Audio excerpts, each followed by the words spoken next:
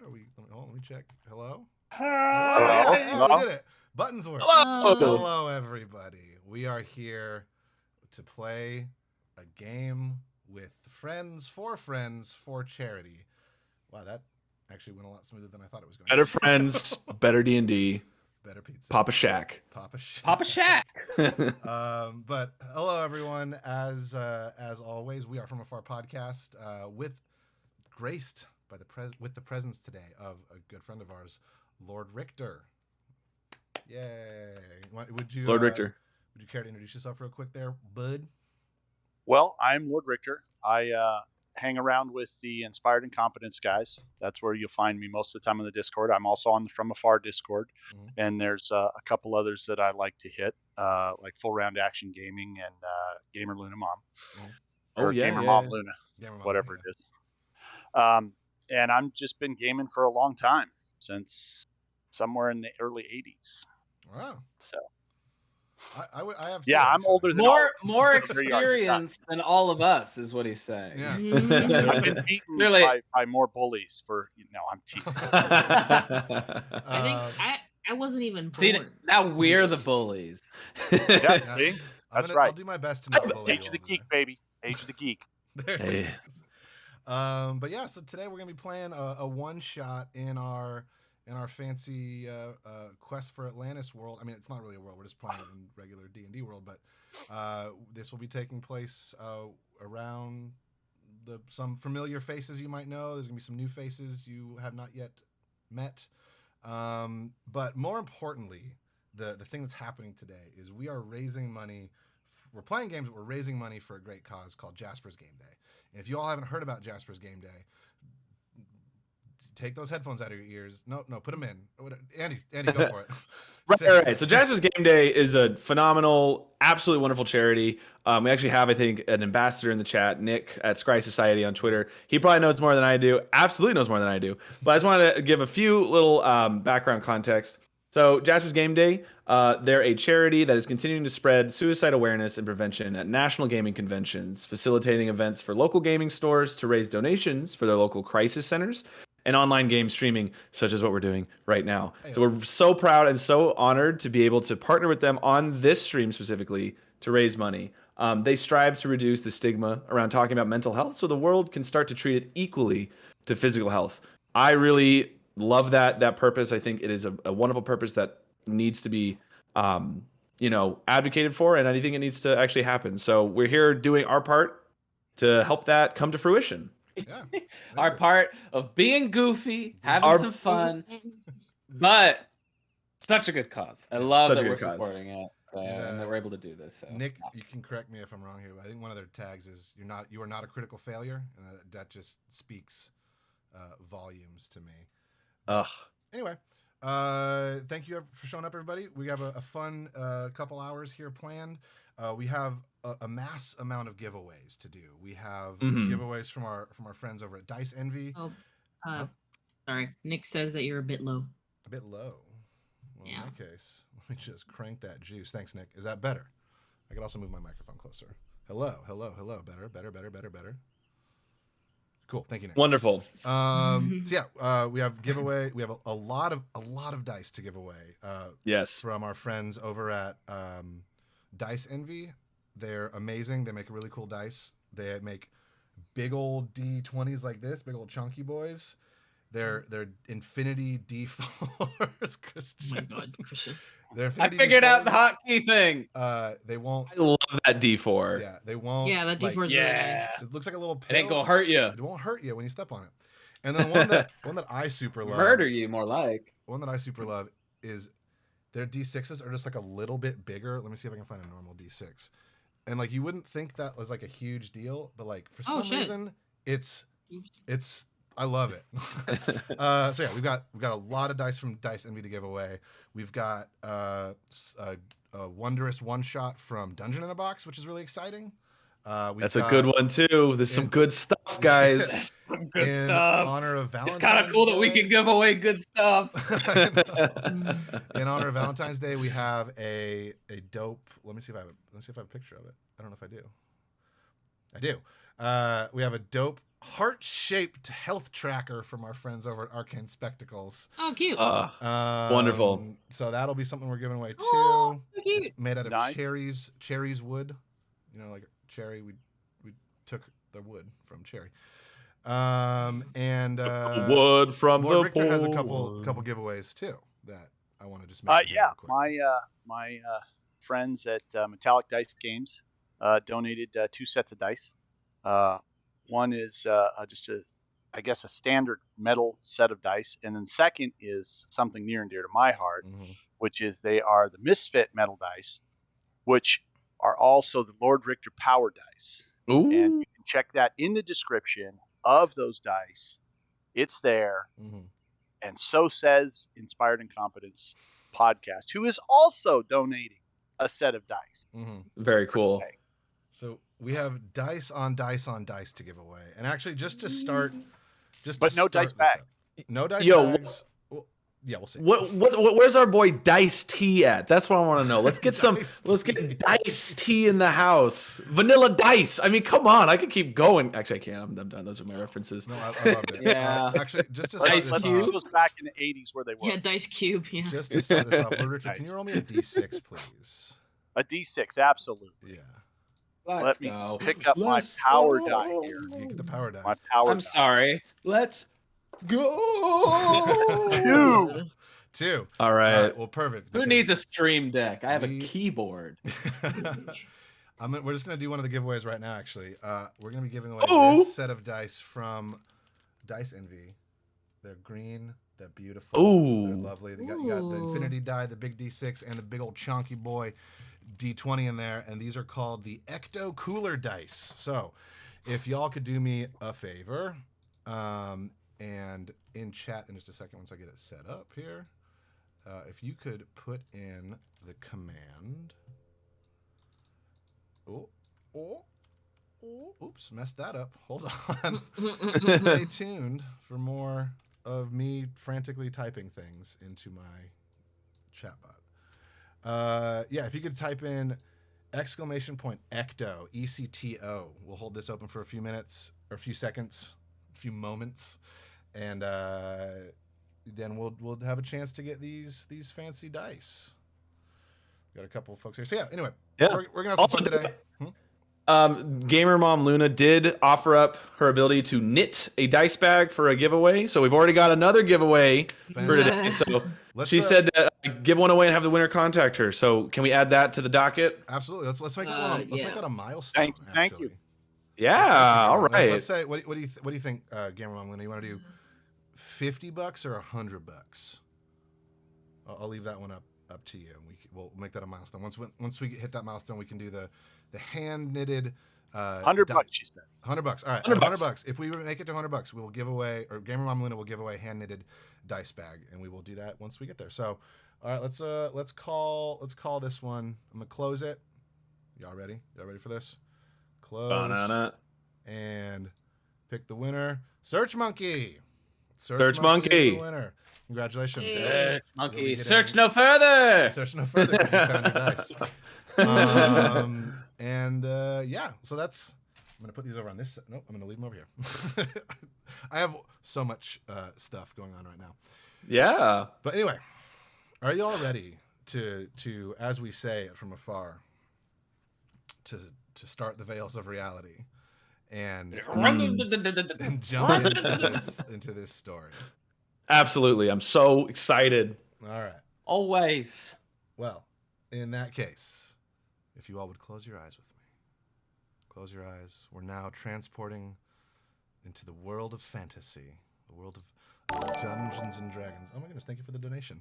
Let me see when that pops up. Hold on. Everyone open your eyes. Everyone open your eyes real quick. Thank you.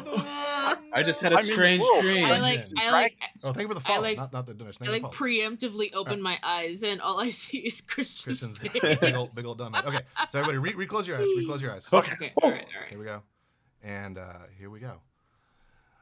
Sorry, gave it. Okay. You just Gamer Mom Luna just said she's sitting down and shutting up. Oh yeah, sorry. So everybody, sit down. Shut up. Welcome to the thing I'm trying to read right now. So, Rafelio, you run through the fog of a strange island. The town you just left, once alive and bustling, is now a ghost town. Something is terribly wrong. Keep those eyes closed, Christian. Okay, I don't know when. You hear the sounds of your fellow crew members running in the fog beside you. Their footsteps echo through the fog. It is nearly impossible to see them. A deep chanting comes from the fog. A deep chanting that comes from the fog seems to fill the air. You can't understand what it is saying, but you know it chills your bones. The further you run, the less you hear your crew members running beside you. Are you getting lost? Suddenly, a hand on your shoulder, and you turn in a flash, pulling out your cutlass. But stop as you see your tall captain, Captain Ashley Silverhand. She stares at you, fear clear in her deep yellow eyes. In all the years you've been aboard the Crimson Array, you've never once seen that look in her eyes before. Now you are truly scared. Rafelio, I need you to listen to me, Captain Silverhand hisses, her yellow eyes boring into you. She slides a golden ring with a ruby set in it off her finger and frantically presses it into your palm. Go, tell Earl Silverhand is calling in her favor. The Crimson Array needs the sea monster. And with that, she starts chanting in an arcane language you have heard her speak only on the most dire of circumstances. Then, the sound of ripping cloth comes from behind you as a portal appears. Hurry, she says, and pushes you through the portal. The last thing you see as you fly through the magic is several cloaked figures emerging from the fog and a pair of green, glowing eyes appearing high above your captain's head. Thank you for all that happened while we were doing all that. Okay. My headphones are dying. Hold on. You free fall for a moment, which seems like an eternity. Then you feel the splash of water. You pull the hood of your cloak up and breathe deeply. You relax and feel it pull you to the surface. Bobbing to the surface, you immediately know where you are, and as you recognize a very tall, disgustingly underdescribed ship. It looks very cool. It looks very fun. It looks kind of short to me. It looks, to you, it looks pretty short because it is now canon that you are 94 feet tall. So you see, for the listeners at home, you see the sea monster, and we're going to cut over real quick to the folks on the sea monster. Open my eyes. I'm sorry. Yeah, open your eyes. I forgot those were closed. I'm so sorry. Oh, man. I've been intermittently opening and closing them, but I kept seeing Christian and Andy with their eyes closed, so I was like, oh, I guess we're still eyes closed time. I just say goosebumps, buddy. Cool. Wow. Well, I have a. Are we allowed to say music? Yeah, I'm just.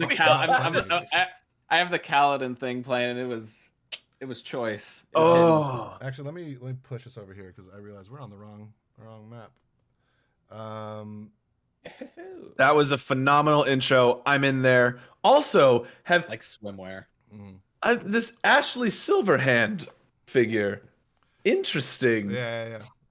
She's cool. Anyway, so back on board the sea monster, the three of you stand on the deck of the sea monster watching a strange bird-like contraption that Naomi just made rocket off the deck of your ship and fly up and over the mountains in front of you.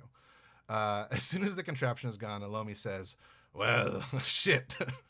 I didn't actually expect that to work. And Earl, a giant loxodon elephant creature, for those of you who don't know. I feel like you'd all know. He says, okay, show's over, folks. Get back to work. Right as a dripping wet figure climbs up the side of your ship. Lord Richter, I think we have a dice bag to give away. Did we already reach? Oh my gosh, we've already reached on. Wow, thank you so much, everybody. That's amazing. Let's get through this scene, and then I'll set that up, and we'll go there. Thank you so much. That y'all are making a huge difference out there, and I love it. So yeah, Lord Rafelio, would you mind describing what the audience would see when looking at your character? Well, coming up the side of the ship and coming over the side looks like a large manta ray. You know, the kind of the wings and the look, and then the cloak comes back, and it's not a manta ray, it's a man. In fact, we have him up here on the thing. Are we on it? Yeah, there he is. Well, he's kind of chopped. You're seeing the Is middle. he like really half manta ray, but like the man half? No, that is all his cloak. Oh, okay. This is wonderful. This is who you see. Yep. Oh, and why? You can see he's clutching something in his hand, and his left hand, and he looks and he goes, Earl. Where's Earl? And Rafaelio, you see. I'm not gonna make this choice for you. If you've seen a Loxodon or not, this might be very startling or not startling for you. As a giant, like 8.5 foot tall elephant, humanoid elephant, turns around and looks at you. He's got a giant cannon slung over his back. He has at least 40 belts crossing his chest, and he's like, "Yeah, what wait, hold on. Who the heck are you?" He just puts his hand forward, opens it up, showing the ring, and Earl walks and he over. Goes, sorry, Captain Silverhand calls in her favor. And at that point, Earl recognition crosses Earl's elephant eyes, because an elephant never forgets. And tell me he's got a warhammer. He needs to have a warhammer. Sure, he's holding a giant warhammer right now. But it's a gnome-sized warhammer. Yeah, so I don't care. It's still a Loxodon warhammer, and that's all I need for this joke. Yeah. And he walks over and looks at the ring, and now we all see. And the setting the stage here, the rest of the sea monsters, the pirate crew that inhabits the sea monster, are on the deck of the ship. And so you see this kind of strange interaction happening. And Earl holds up the ring, and it looks very small in his giant elephantine fingers. Elephantine fingers, and he holds it up, and it catches the sun, and you all see a golden ring with a ruby set in the face of it, with a minimalistic stingray cut into the face of it. And he says, "Well, wasn't expecting this today, but as I previously said in a different voice, an elephant never forgets. So the sea monster will come to the aid of the Crimson Ray. Unfortunately, wait, can you tell us where you were? Wait, what's going on? Can you give us any information here? What's going on? We got you. We got your back, bro. But like, what's I up? can totally give you information. All right, cool. Basically, where were you? Earl needs to know where to set sail to. Okay. Well, once Earl asked the follow-up question, like, and it is. Oh, and yeah, where is that? Where? Yeah. Oh. Yeah. You want me to give it to you? Yeah, right now, please. Can I? Oh, sorry. He goes, I was on an island, Verkoa. Oh. In Widow's Bluff. And it was like a ghost town. There was fog all around. There was a chanting in a language I didn't understand, but it chilled my bones. And then I ran. And I could hear the crew running right along with me, all my crewmates. And then nothing. And I'm not even sure where I was running. I could have been running right around the plaza and the fountain. Yeah. I have no idea. Absolutely. Yeah. And then suddenly the captain grabbed me, gave me this ring, shoved me through a hole in space and time. And I'm here. Well, I was in the water down below. Naturally. But, now I climbed up and I'm here. Well, hey, you know what? We thank you for whoever just did that. Well, hey, you know what? I know your name's Rafaelio. It has it on your name tag right there. So Rafaelio, Earl, here's the rest of the crew. Name tags. It's easy to forget otherwise. There's a lot. I remember the Crimson Ray has a lot of folks on it, so it's easy to forget. I get it. We'll help you, but the only problem is it's going to take us a while to get there in the ship. Actually, hold on. One second. I'm getting ahead of myself. And Earl whistles. No, sorry. Earl doesn't whistle. He trumpets. The three of you, the rest of the three other crew members here, you recognize that is your specific call. Here comes, like, it's like shadow facts when Gandalf whistles. Yeah. You see, like, we pan out on a horizon. Like, yeah, it was beautiful, flowing, like, epic panning shot across the mountain. Like, you got the sea monster is anchored in a cove right now. The mountains behind it is beautiful. As the camera pans across this, it's like, oh, is something gonna fly up over the mountains? Is something gonna emerge from the water? And like the camera like stops and then re-rack focuses back in as the three of you are just standing there, like awkwardly, like we were right here. Well, actually, the sous chef Galette was dumping a bucket of some slop over the edge. Okay. And he hears and he turns around. Oh, Mm-hmm. is it time? I will have to tell Cookie I need the next days off. He won't be happy. Should we describe our characters Yes, as we bring them on? So yeah, Christian, what's the describe so Sous what Chef you- Gillette? Gillette? Gillette razor. What you see before you is a massive 8-foot tall brass dragonborn, scarred, missing one eye with an eye patch over it, but he is also in a very ill-fitting sous chef outfit, and he works in the kitchens under Cookie, the head chef. So he works a lot. He has experience staging in many kitchens across Faerun. He's especially a good pastry chef, a wonderful soup, the metadi. I don't know. I've run out It's of good the things soup. I know. Say But there he is. Yeah. And then he's just a big he's a cuddly big guy, but Love it. he just likes to feed his friends and kill the baddies. Yeah. So yeah, I think as that whistle happens, we see Galette do the thing, and then you see a rather he's short short half orc step out from behind a box that kind of like appearing out of thin air, and be like, oh, all right, I haven't heard that whistle in a long time. I'm happy to be aboard. What's the scoop there, Earl?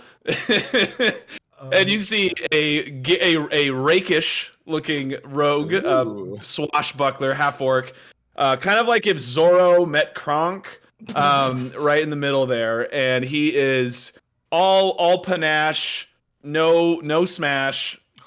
Smash is variable to whatever you want, and he saunters up to Earl. He's like, "Yeah, good thing Chewie didn't find me back there. He hasn't found me for 3 weeks." Can you roll a perception check, please? Oh no! I'm really bad at those. First roll of the day. First roll. All right. Second roll. First roll. Perception. Here we go. Wha-bam. Second roll. Roll for the dice. Wow, 16. Right. That's a 16. All right, so you do notice actually, as you're sauntering up in your you say rakish, Rakish. in your rakish. You know what that means, David. Come on. I do, because I'm a dungeon master and I know words like rakish and battlement. Anyway, as you saunter up, you hear a bit of rustling on your back, and you reach over and you pull a little taped on note to your back, and it literally is the drawn emoji version of this. It's signed Chewie. Oh no! Seems like Chewie might have gotten the best of me there. Well, he just rips it up and throws it overboard. He's like, let's get that evidence out of here, though. Perfect. And finally, Nox, what do we see? What's going on with you as you hear the trumpeting whistle? I'm trying to chase down your little dude on stream. So what? Tell us about Tic Tac. So Tic Tac is I want to say they're really small. Mm-hmm. Like maybe about Kippa sized, I think, like 2 feet ish, really tiny. Little Kenku that's just kind of like pacing around back and forth on the top little bits. And they hear the whistle, and in Earl's voice was like, "Oh man." Oh man. and then comes and joins the rest of them. Love it. So I love it. It's amazing. So real quick, for Nick and Andy, those wild magic surges, were those designated to anybody, or can I roll, or can I? Dealer's choice for mine. Nick, if you're still here. What's up? I think the first thing we need to do, though, is give away the dice bag. You're right. Yes, okay. yes. Because that was promised after the. You are correct. Thank you. Also, we're already 160. We're at 100. We've Whoa. passed halfway. Y'all are going Okay, wild out there. Thank you so much. Thank you. We can. Yeah, you're making a huge difference, and I think we can do. Yeah. We'll do some more milestone. We didn't really Yeah. plan any of those, but we can figure out some milestone stuff to do. Yeah. on the So fly. just I mean, 200 sounds like a good. Yeah. Hey Dave, can yes. you say again how people can see like the different tiers and what they do? Yes. So if you're watching this on Twitch, if you just scroll down on Twitch, you will see a quick donate button, so you can donate on Tiltify on the Tiltify campaign. But also next to that, you'll see there are some donation incentives. You can, for $5, you can donate advantage or disadvantage to the players or the dungeon master. For $15, you can do a Wild Magic Surge from the Wild Magic Surge table. For $50, you can give the players a magic item, which will Christian, I want to do that as you might have to improv with me a little bit. Borg is going to be the one who just gives those out randomly. And, yes. Let me get here. I can set something. And up for that, actually. $100, will a character of your choice will get leveled up. So, I love it. but quickly, let's do the knitted dice bag giveaway that was so kindly donated by Gamer Mom Luna. So we're giving out a lot of dice today, not a lot of dice bags. So if you could donate, let's see, dice bag, and so let's say the exclamation point Luna. We'll do. Oops, that's not how you spell Luna. I'm entering this giveaway. I want you to please know. I want this. All right, so the giveaway is open. Exclamation point Luna will get you one of Gamer Mom Luna's amazingly hand knitted dice bags. So y'all donate. Y'all enter exclamation point. Luna. Thank you, Search Monkey. We saw that. What? Sorry, what happened? It was another donation. It was a donation, yeah. Oh my gosh! Thank you, yeah. Search Monkey. Yes, I got 1,000 windows open. I'm trying to keep the longer. But I have the sheet on my second screen. Good, very good, very good. Yes. So I as soon as I see them come in, I just do that. But I'm noticing that. Thank you. All right, so yeah, we got a little more, give a few more seconds here. Anyone else want to exclamation point Luna LUNA? We'll enter you in the giveaway for the hand knitted dice bag from Gamer Mom Luna. And once again, thanks Luna for that.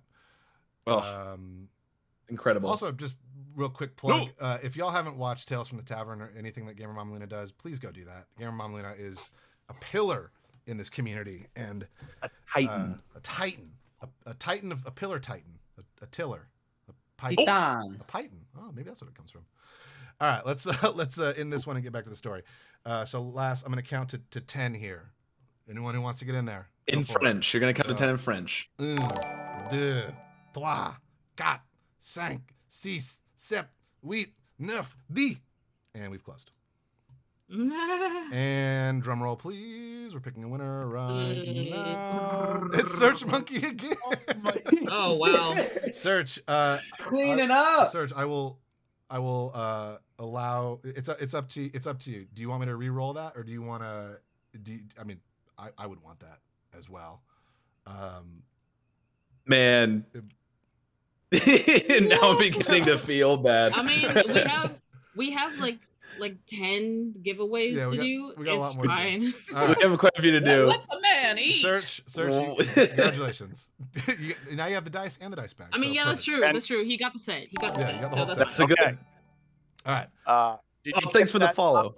You also have Random Gaijin has given a player a magic weapon. Oh gosh. Okay. Guys, we're at 230. Are you serious? What? Wow. Thank you man. so much, everybody. Oh. Okay, cool. So Give them Okay, so let's do Wild Magic Surges. Wild Magic Surges. And, So We're not And gonna get to play. we're not getting. Don't worry. I'm cutting stuff out and merging stuff in my head. It's all good. Most Sonoris also gave a magic item. Oh my Oh, gosh. very good. I missed have that two- one. All right. So My apologies. in chat, those 2 magic item donators. Thank you so much, oh. by the way. But could you just tell who you want that to go to? Who you want those to go to? Yeah. We'll pick that out. But real quick, Lord Richter, I'm gonna need you to roll a D100 for me. And All right. Christian, let's go with you. Coming up with those 100. power dice. Here they go. Let's go. We got a Yeah, I'm gonna 94. bring out 94. real die. The high numbers go to the good stuff. That's all I know. It is. Wait, what? I missed that. What are we doing? We're rolling. We're just getting rid of those wild magic surges real quick. Yeah. Oh, okay. Who's rolling them? 77. So Lord Richter got the first one, and then Christian got the second one. So 94, Oh, Lord okay. Richter. Oh, yes. No. for the next minute, as the three of you are like, you hear Earl's trumpet and you're coming to attention. You're like, oh, we got this. We're gonna solve this issue. You look at this dripping wet pirate, and how like cool this pirate is, and all of a sudden you see this pirate grow a size class. As LordRichter for the next, it says minute, but I'm gonna say for the next hour, you are one size bigger. To indicate this, so we all know on stream. There we go. There we it go. is. There it is. He's bringing it out. Oh my god. And Christian, what did you get? I got 77. Can you roll me a saving throw, please? Oh no. Oh, what kind? Let me just quickly. The saving throw. The saving throw. I'm sorry. I swear I was ready for this, y'all. Charisma, maybe. No, let's do it. You're about to cast polymorph on yourself. Oh dear. Oopsie daisy. So you are going to need to roll. Well, you know what? We're just going to make it. Give me a charisma saving throw. I love that. The number you're trying to beat is 18. It's a tough one because I want you to polymorph yourself. 17. Sorry. You polymorph into. I'll leave it dealer's choice. I'm going to move on. You decide what you want to turn into, but you're going to turn into something. And I love it. I love it. Is it? Do I have? What's my limitation so I can start looking? Let's say less than CR 5. Okay, but so CR 4. Yes.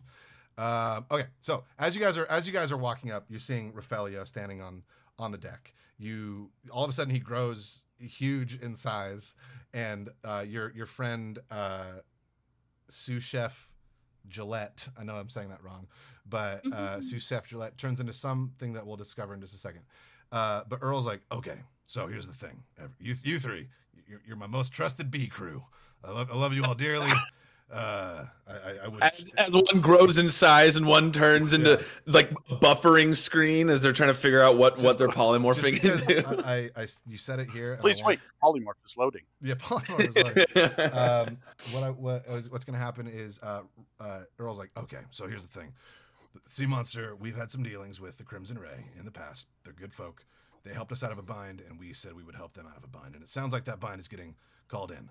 Just to keep things short here, the Sea Monster is just so slow. It's so slow, y'all. Like, it's the slowest ship out there. So what I'm going to need you all to do, Naomi. But it's so fast to me.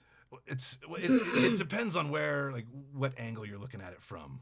If you're in the water, it looks really fast. If you're up where Patrick is, it's really fast. If you're on the deck, it's really, really just GD slow. But here's the thing. I'm going to need the three of you to go with Rafaelio here in a new contraption Naomi just made that we're lovingly calling the Guppy. And for the folks... Oh, man, one of Naomi's contraptions. I haven't needed one of those since it tossed me off the bow. You are nailing that.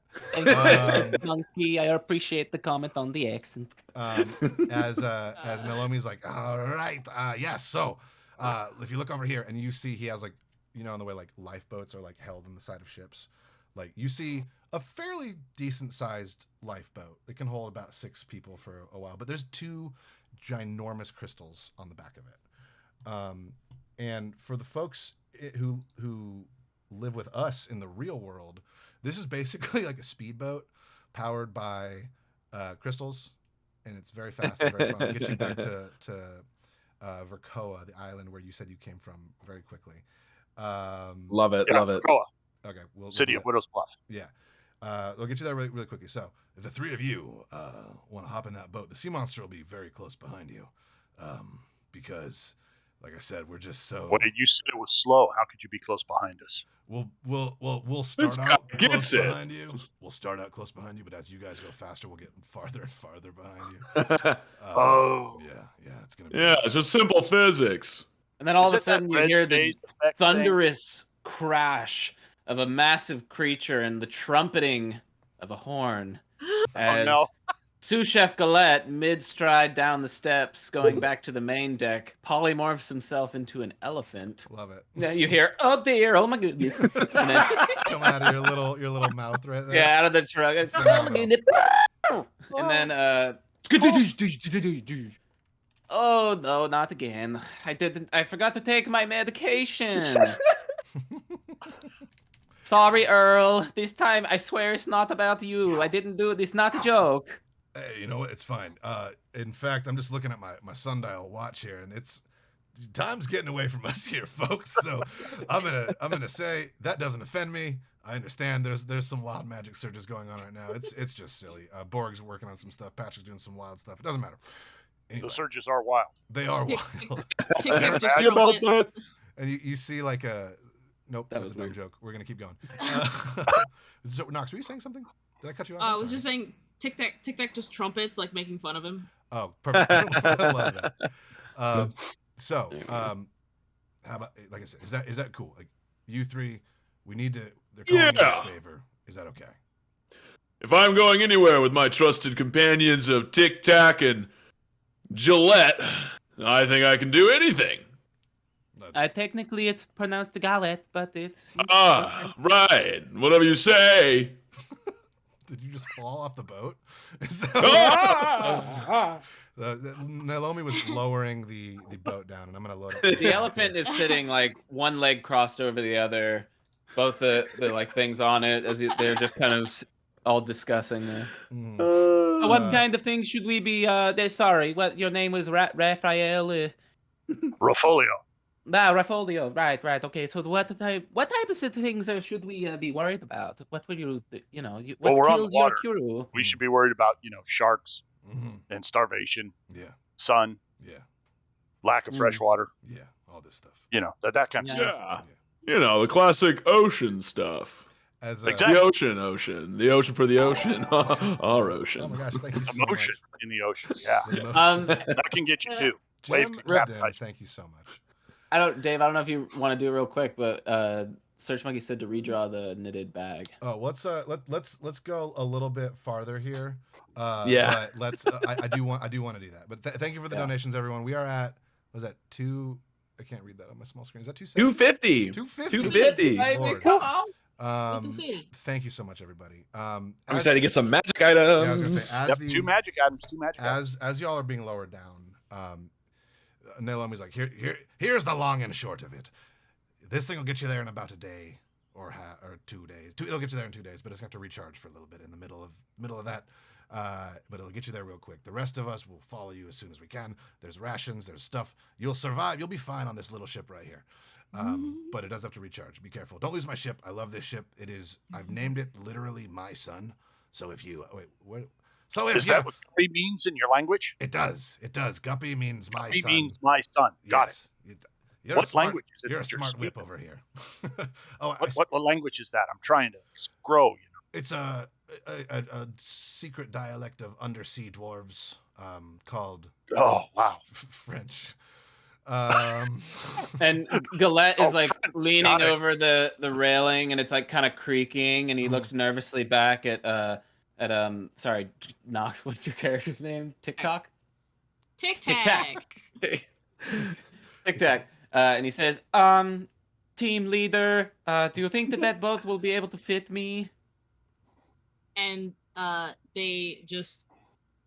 Who should I pick for this? Ooh, hydrate. Let's go with maybe just one of like the parrot sounds, and it's just cackling, just cackling at you.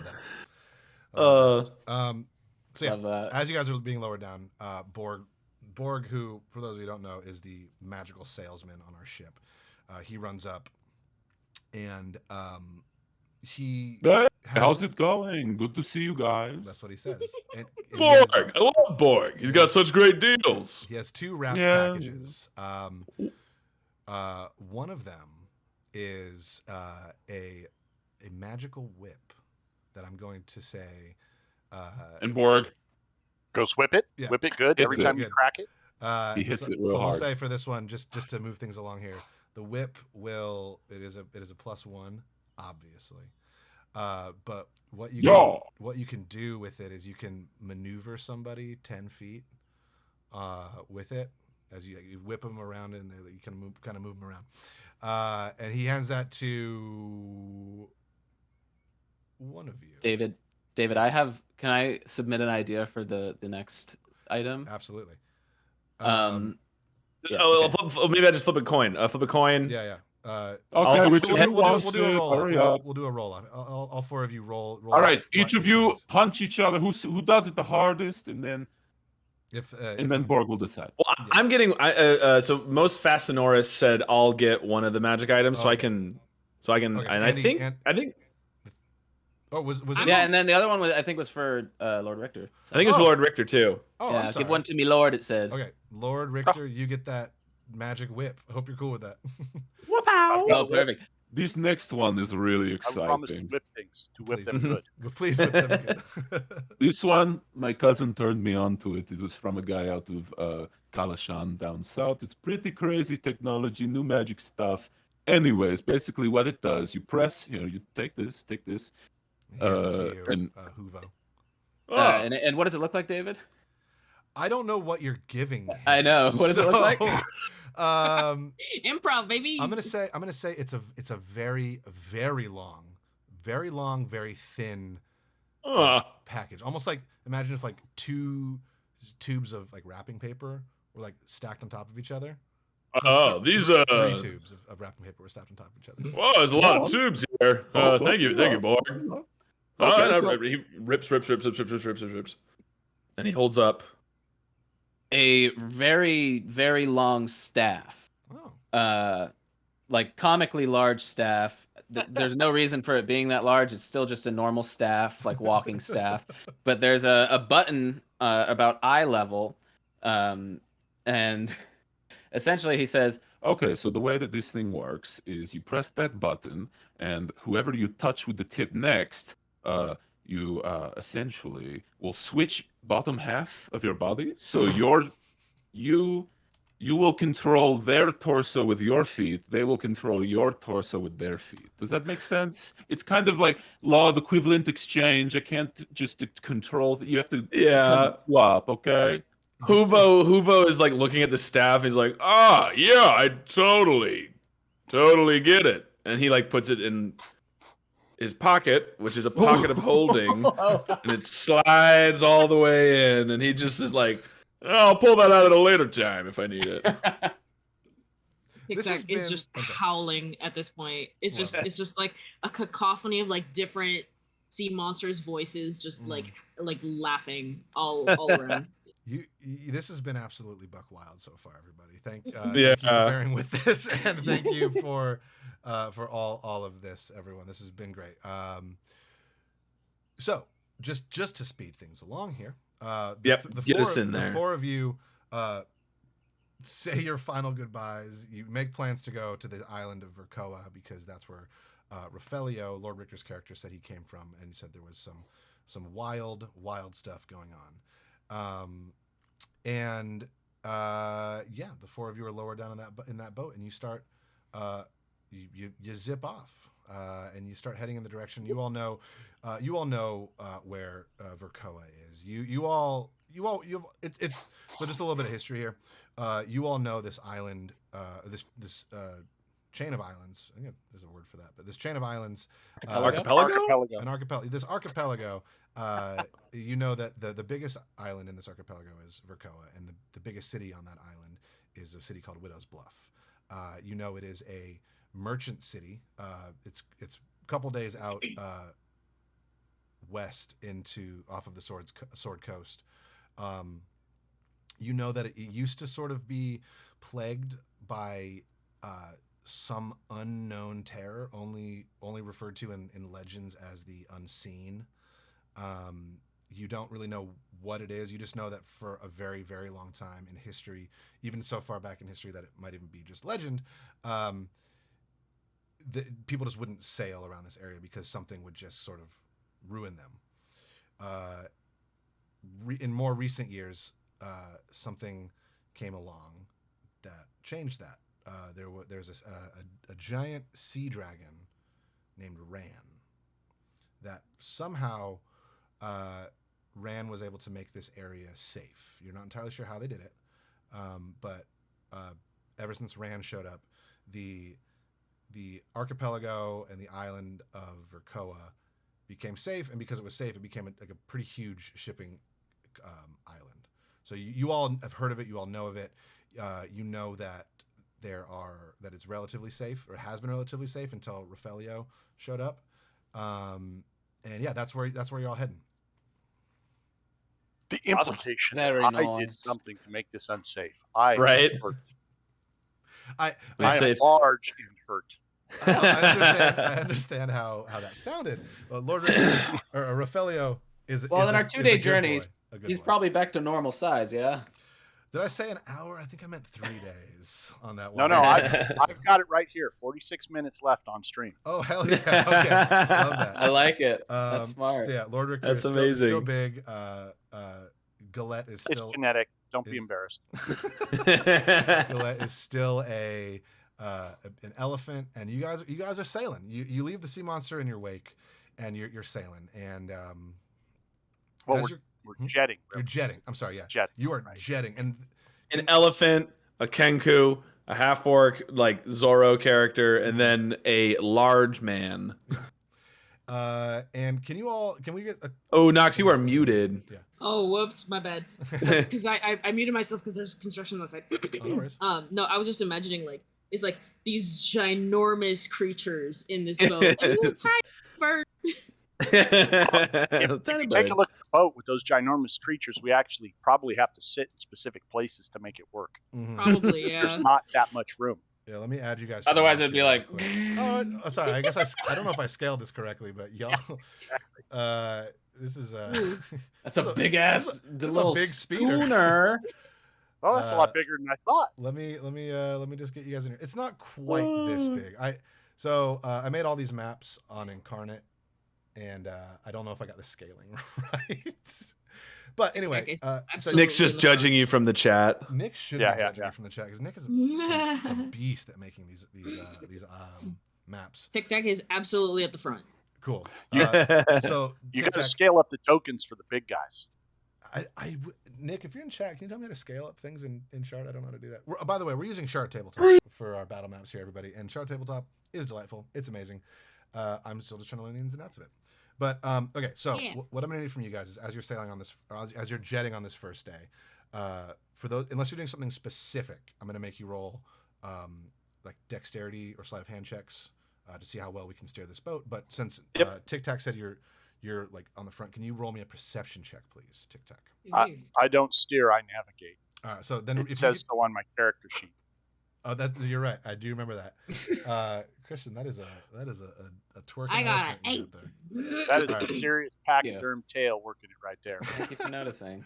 I'm gonna, and then do I need to roll a sleight of hand check? You mentioned. Yes, please roll me a sleight of hand check for. I got 8.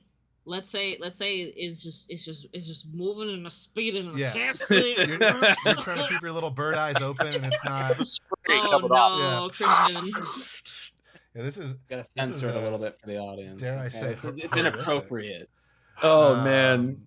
Can we add a new stretch goal for Christian to just deactivate his background and all things? Yeah. That would be if we can get to 300, I'm going to force Christian to turn off his camera. just camera in general. Oh. Anyway, so Nox, I'm sorry, Tic Tac, you don't see anything I because can't see anything. you've never gone quite this fast on a water vessel before. Lord Richter, if you want to, or I'm sorry, Rafelio, if you want to give, it sounds like Huvo is going to be steering. So if you want to give him advantage with your navigation, you can do that. Absolutely. So Andy, you get So advantage. let me roll my nav here. I'm just an elephant. I mean, my hand dexterity specifically is think at the lowest that it can be for an animal. The fun thing about that is you just Search Monkey donated and gave you advantage, so you just have that in your back pocket. Lovely monkey. And let's see here. Oh, I should have turned myself into a So monk. I'll go back with Huvo, Mm-hmm. and then I'll pull things out, take measurements at this speed, which will be completely useless. But I'll do it anyway, and then I'll look and go that way and steer us around things that I see. Okay. Oh yeah, that's I was going the complete opposite way. Sorry there, Rafelio. Wing. And he's definitely like making the engine sound as he's like navigating. And I got a 24 that time. Okay, so yeah, without in any question, with the help of Rafelio, who was in fact on this island minutes ago.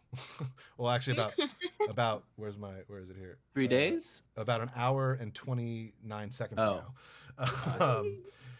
You guys start making your way towards the archipelago and island of Verkoa. And a couple things happen. At the end of the first day, you do hear the magic hum of the crystals die down, but the magical hum of Huvo's voice does not die down. Yeah. So it's a little bit hard to understand, but like the ship does kind of sputter out of gas. Seems the battery is dead. And you hear a little like flight attendant voice, like fasten your seatbelt light comes on, and Nalomi's like, "Aye, just give her a little bit here, and she'll be ready to go in the next hour or so." And as y'all are relaxing, or you've made it about halfway now. Nothing. Did we bring any peanuts? It's not. I'm just in the mood for a peanut. And you look back and you see. Now, why is everyone looking at me like that? I can like peanuts as well. Hang on. I'll pull my pack out. Mm-hmm. I'll go into my pack, Mm-hmm. and I'll go through my rations. Okay. I go, well, I don't have peanuts, but I got nuts. You want some of my nuts? I did not like the way you said that, Rafelio. I have lived on the sea monster for too long. Nuts, look. And Are we we'll talking pull out some, nuts and fruits and whatever. This mixed nuts. Like a trail mix. Yeah. Trail mix. Where's Tic Tac at? Well, I was just gonna say Tic Tac, just like in maybe Slal's voice is just like, I'm allergic. Slal is allergic to nuts. I get your face. I'm allergic. Rafelio I'm offers up allergic. this sort of trail mix, this mixed, looks like Chex Mix almost, but like more fruits and less Chex cereal pieces. That's where to come by. You hand it over, and you might see a peanut or so in there, but it's mostly like macadamias and cashews. Almonds is almonds. Almonds are the superior tree nut out of any of the nuts. We're on a bit of an ad break right now, so let's just hold tight. Let's do some good visual humor. Yeah. I'm sure. If Sorry, I'm not usually this like forceful, but dude, it's 100%. No one is upset. Yeah. I mean, Literally. we have like a whip us into line. Yeah. So we'll do the redraw for the Gamer Mom Luna thing right before we go on break. Awesome. Yeah. Where's the For the people that are subscribing, hello, welcome Hi. welcome to the subscribers. hello subscribers. Aren't you glad you subscribed? Well, when there's Back. Hello. and that's the secret, guys, to the From Afar story. We went through the whole arc. They all leveled up twice. Sorry, Yep, 200 yep, times. yep. They're literal gods. Oh. But no, so as just to reset the stage here a little bit, you guys have left the sea monster on this thing called the Guppy, aka my son, that Nalomi has made. It is in French, exactly. Nalomi has made this sort of jet boat to help you guys get to the island of Verkoa to help LordRichter's crew, or to help Rafelio's crew a little bit quicker than the rest of the sea monsters can. And you've made it through about 1 day of traveling. You've had some silliness and some fun. But up in front of you all, as you're stopping, the sun is starting to go down. And up in front of you all, you see the water start to look like it almost not boils, but it starts to like churn. Is that supposed to happen like that? I think we might get to see a whale breaching. Oh, this is so exciting. Mm-hmm. We see that all the time where I come from. And let me get. Oh, sorry. And no, I was just and Tic Tac in Prism's voice, just like, I don't think that's how that works. That was pretty good. And can I get either perception or investigation checks from all of you, please? Yes, sir. Absolutely. Natural one. Oh no, never mind. That's a 7. Oh. Natural, I thought it was a natural one. Natural 7. Perception. Elephants Technically, it do is. not Oh have my good goodness. eyesight. Oh, that Thank was a you. crap tackle. So I Thank have you. Oh shit! Should I be Lord using the Richter. stats for an elephant? Oh my gosh, Lord Richter. Wait. Lord Richter, what you doing over Is here? Is there a way to roll because of how Shard is and I don't have the Kenku stats here? Uh-huh. I You don't can have roll like real my. dice if you want. We just Well, gotta. I just mean like if there's a way to like add like my +3 or Yeah. my +5 or If whatever. if you see that in the top, if you let me see here. I do want to get back to what just happened on chat. Yeah. Yeah. If you click on your name and then go down to hero abilities, you can start adding all your stuff in. Oh, I see. Okay. Yeah. All right. Well, Um, I'll do that later. So we just got a donation for $100 from Lord Richter's Power Dice. Oh shit. So thank you. Wow. For We just broke our goal for one thing. which means Christian And- is on his camera forever. No, I'm just Guess kidding. Please don't. Please Oh, don't. Please all don't. right, Please bye don't do it. guys. No, please don't do it. No, everything is gonna be ruined. It's all right.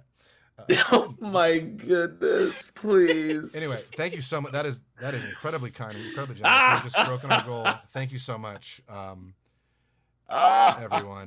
The Lord Richter Power no. Dice themselves donated $100. So Sorry, just we- trying to, doing it for the fans. we got a lot of giveaways to do still.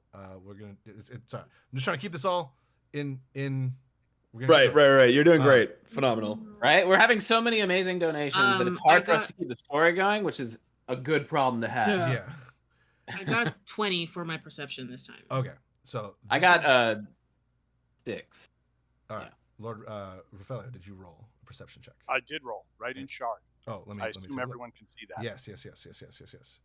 And I rolled Uh, crap. A 10. So That's the technical term, crap. I mean, a roll of 10 is pretty crap. I'm still reeling from just that donation and stuff. This is incredible. Thank Thank you so you. much. Yeah. It's going to a good cause. Jasper's Game Day. This is phenomenal. So, Tic Tac, what you see is as Galette is like, oh my gosh, we're about to see a whale breach. You actually do see a whale breach, but it takes you a second, and this is why I had you roll. It takes you a second to register how like effing big these things are. Let me get the new map up here, because we have a little map with the whales on it. Whoa. Oh. As these whales start to breach and start to go all around you, you see whales about as big as the sea monster, if not bigger, start to like all. That's disgusting. Swim, breach. They're not attacking. They're not like trying to hurt you all, but they are swimming rather frantically away from the direction that you guys are sailing towards. And Nature's so beautiful. Oh, that is so good. Look, it's a little calf and it was with the mama. And the calf is about the size of 3 school buses. These things are massive. And the last thing you notice, Tic Tac, is they all have like where like killer whales normally have like the white spot. They have these like kind of glowing, luminous like light. So like as the sun goes down, the water around you like lights up as it's kind of churning as just these ginormous, massive whales are flying underneath you. As a tiny little raven, I am obsessed with shiny things, and you just see Tic Tac like running along the edge of the boat, just like trying to follow. Very cute. I love it. I love it so much. You're giving, you know that game, that indie game that came out called like Death's Door, or like when you play as the little crow Grim Reaper. Maybe. Oh, it's so cute. It's so cute. That's what I'm saying. Oh, okay. That's very All right. cute. And that's what kind of tips you guys all off to that. And can I get? I'm actually, if I may. Yeah, of course. You said these were whales. They are whales. So I'm gonna take a shot at this. I'm gonna shoot at Speak with Animals. All right. Ooh. And, is this the power of D&D? This is Let's play some D&D. That's the power of love. And I am gonna say hello to them. All right. I'm gonna go. Hello. Little Dory action. And back in your head, you hear, hello. Sorry, we just do that for like as kind of a meme. We actually can talk just like normal speed creatures. and they're like you get the first thing after that pitiful joke. The first thing you notice is just a pretty overwhelming sense of fear and dread from these whales, and they're like, bro, what y'all are going the wrong way. Y'all definitely need to be going the other way. Well, I know it's scary that way. Did you come from Vercoa? Yeah, totally. From the archipelago? Yeah, we're on the 6th island in Vercoa 6, Los Angeles, California. Became the turtle from Dory. 90016, yeah. No, listen, guys, the by the way, whales are singing. It's so cute. Absolutely, yeah. There we go. And he says, yeah, we totally did, bro. Y'all don't want to go there. There's some shit happening there. Well, what shit was happening underwater? Because I was in the shit that was happening above water. And it was like chanting and fog and scary stuff. Yeah. That's a lot of similar stuff down under the water as to above the water. You can have fog underwater? Yeah. As above and so below. It's mostly, fog underwater is mostly just whale farts, honestly. Little known fact. Yeah, little known fact. The more you know, man. Welcome to my TED Talk. But thanks for coming. What he says is, we definitely heard that chanting, and like the biggest thing is like we've noticed that it kind of went boom boom aka laka laka boom. Yeah. Boom, boom. Honestly, it had kind of like a sick beat to it. It was like at first, but then like that's what made it scary. It was scary how good it was and how much I wanted to dance to it. How sick they were laying down those beats. I was like, dang, someone give these chanters a Grammy, because this shit is fire. He's like, no, but like that was our initial reaction, but then it turned into like more of a fear thing once like the deep like kind of, I don't know, this word just came to my head as a whale, kind of like this Cthulhu style chanting started happening. That's when things I realized it was not good. Not Cthulhu. But honestly, like for real though, like the protection is gone, man. Like Ran, like I don't know if you know about Ran. Did she run far away? Did she make like a flock of seagulls? And went on some dude's head? Yeah, totally. No, she we don't know. She was here. I don't know how much you know about sea dragons. But sea dragons, like I don't know anything about sea dragons. Well, and like then like I mean, if you could know less than nothing, I know less than nothing about sea dragons. I mean, and, like, seriously. As you've been talking to this whale, like it's been getting quieter and quieter. And he's like, hold on, let me circle back. And he like comes back. See, that was something I was gonna say. I'm like, this whale is so big if you can still hear it. He like comes back and he kind of just like comes up out of the water. So now like your boat is looking in like the krill. Wait, no, killer whales have teeth. Into the teeth of this killer whale. Oh, no problem. Right away, this goes up. The fist goes up. The fist bump the giant fin. Oh, heck yeah! And he's like over here. He's like, oh, hold on. Because And then he like goes down, and then he's like, Ocean Brothers got to connect. You can hear him. He's like, this is gonna be tight. And you just feel this like growing sense of like speed coming from him, and he up overs your boat, and he hits like he spins just so he can like little flipper knock the ice cream off the top of my cone. Yeah, I mean, he fist absolutely just smacks Hubo right in the face. Oh, and Hubo, you go in the water. And, I can't swim. Oh, I guess roll up in your character. Hubo's dead. Oh, never. And then this whale, the whale like catches you on his tail, and like whoop, flips you back up, and you're back in the water. Now you're wet. The feather, the jaunty feather on the top of your hat, it's flaccid now. Damn it. The whale comes back up. He's like, hey, so I've always wanted to do that. I have a cousin Willie who did that, and this is like really cool. But anyway, no, we don't know where she went, man. And he's like up, like out of the water, looking at you. He's like, she just. Like, she used to be here. Sea dragons. Okay, sorry, this is what I was saying. I just lost my train of thought. Sea dragons are mad rare, like so rare, because they can live underneath the water for like years at a time. Do they hold their breath that whole time? Oh wait, we aren't here talking. Sorry, I don't know. How to speak. Actually, yeah, you all just see LordRichter or you just see Rafaelio he got cast his spell, and all of a sudden like a whale like flew over your ship and now is like talking to him.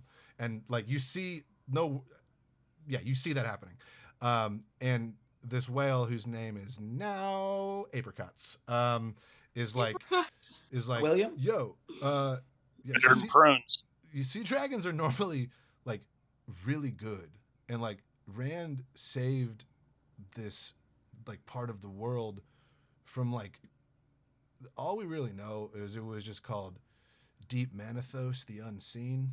We're not Deep Manethos. Yeah, we're not sure what The he Unseen. or it was. We couldn't see it because it was unseen. Because he's unseen. Yeah, I mean, he didn't. I don't. Well, they didn't choose that name. We called him the Unseen because we called them the Unseen. Anyway, I get it. I totally follow. Thanks. Rand's gone. We don't know where she went. The island is no longer safe, and the surrounding water is no longer safe. There's a lot of the water's turning like black and red, man, and like that's not cool. So, and he like does the equivalent of like a flipper piece, which would just be maybe. Yeah, Well, no, maybe. Well, no, maybe it's like there's like a cut on his fin. Yeah. There was another motorboat kind of got me. Yeah. Yeah. Got a little too close.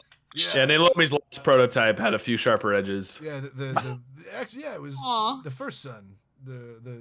Anyway, this joke has already run its course. I'm gonna die. And he just like dips down and is gone, and that's basically. Oh, and by the way, Lord Richter, because I have written this down. These are magical whales, and they're gonna give you basically the equivalent of one bardic inspiration. So you now have a D8 for a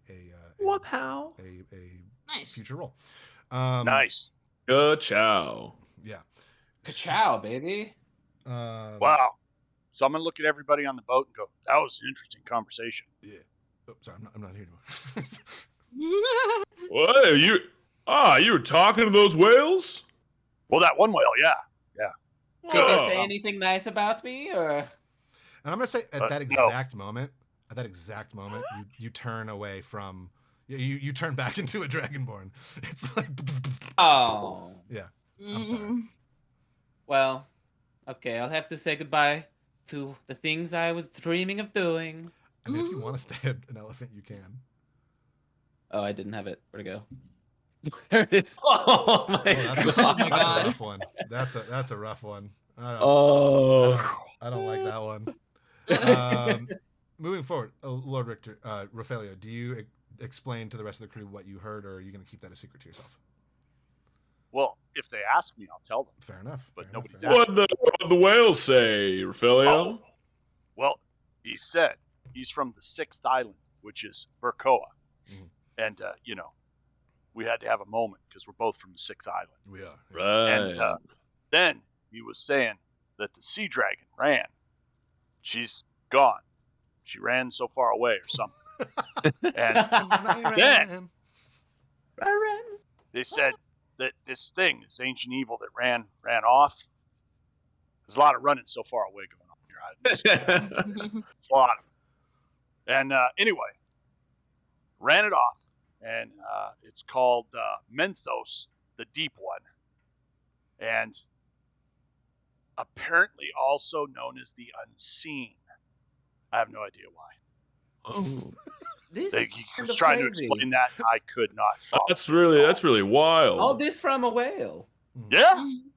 Well, you got to talk to him. You got to say hello to people. I guess I've never tried. Conversation.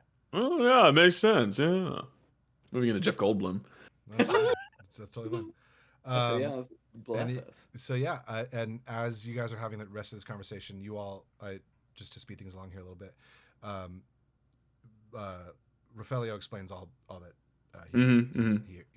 he heard to you all as the pod of whales is like peace, and they're just gone.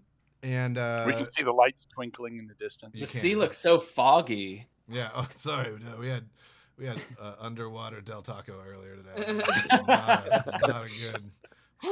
Tic Tac is getting like visibly sadder as they get farther and farther away. Oh, maybe they'll come back because I like. I know that Tic Tac's a Kenku, but I'm picturing just like the tiniest little like puffed up little birdie. Yeah. Absolutely.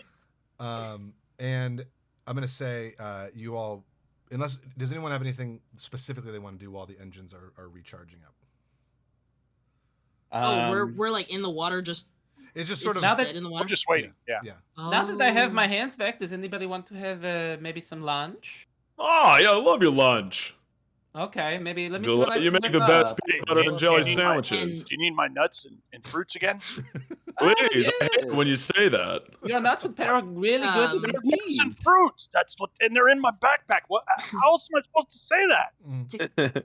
Tic Tac just like This he, rakish he, guy like, is just too cool for me, I guess.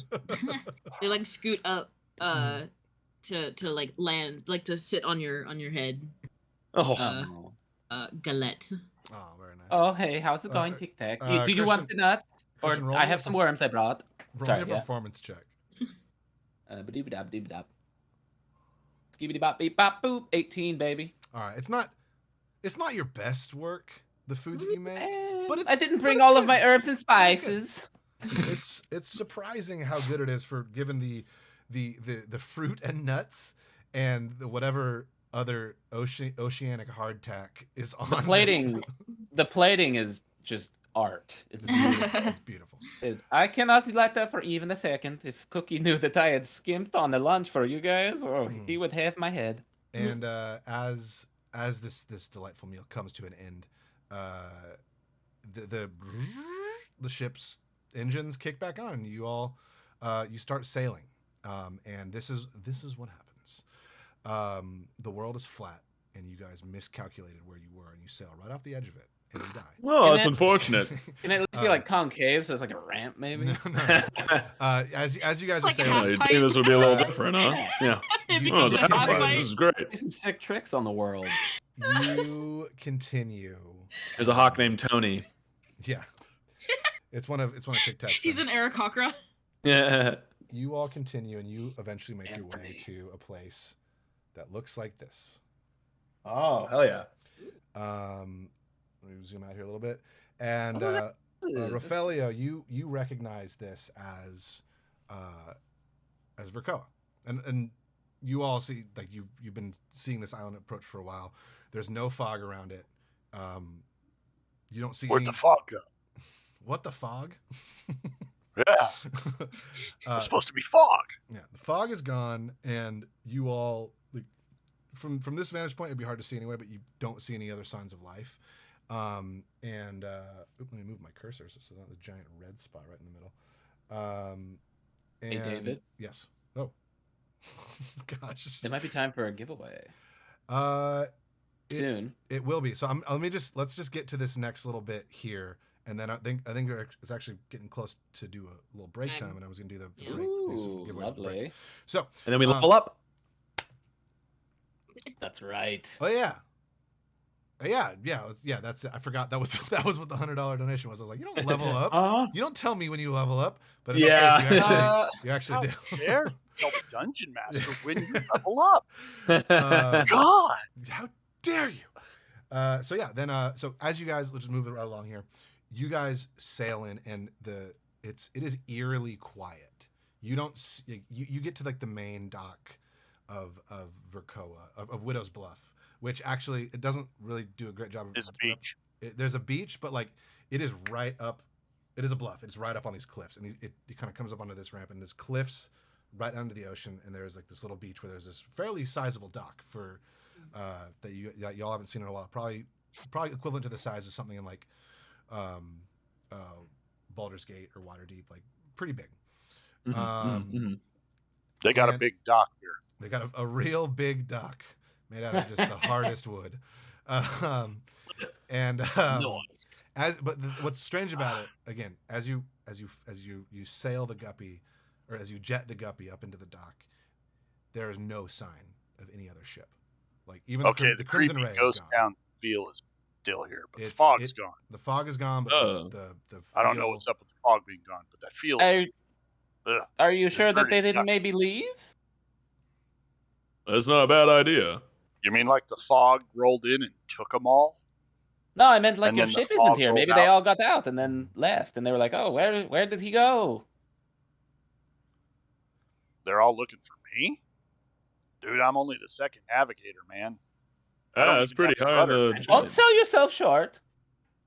I mean, if they could have a third string in navigation, that would probably be me. I'm But, only you the know- sous chef.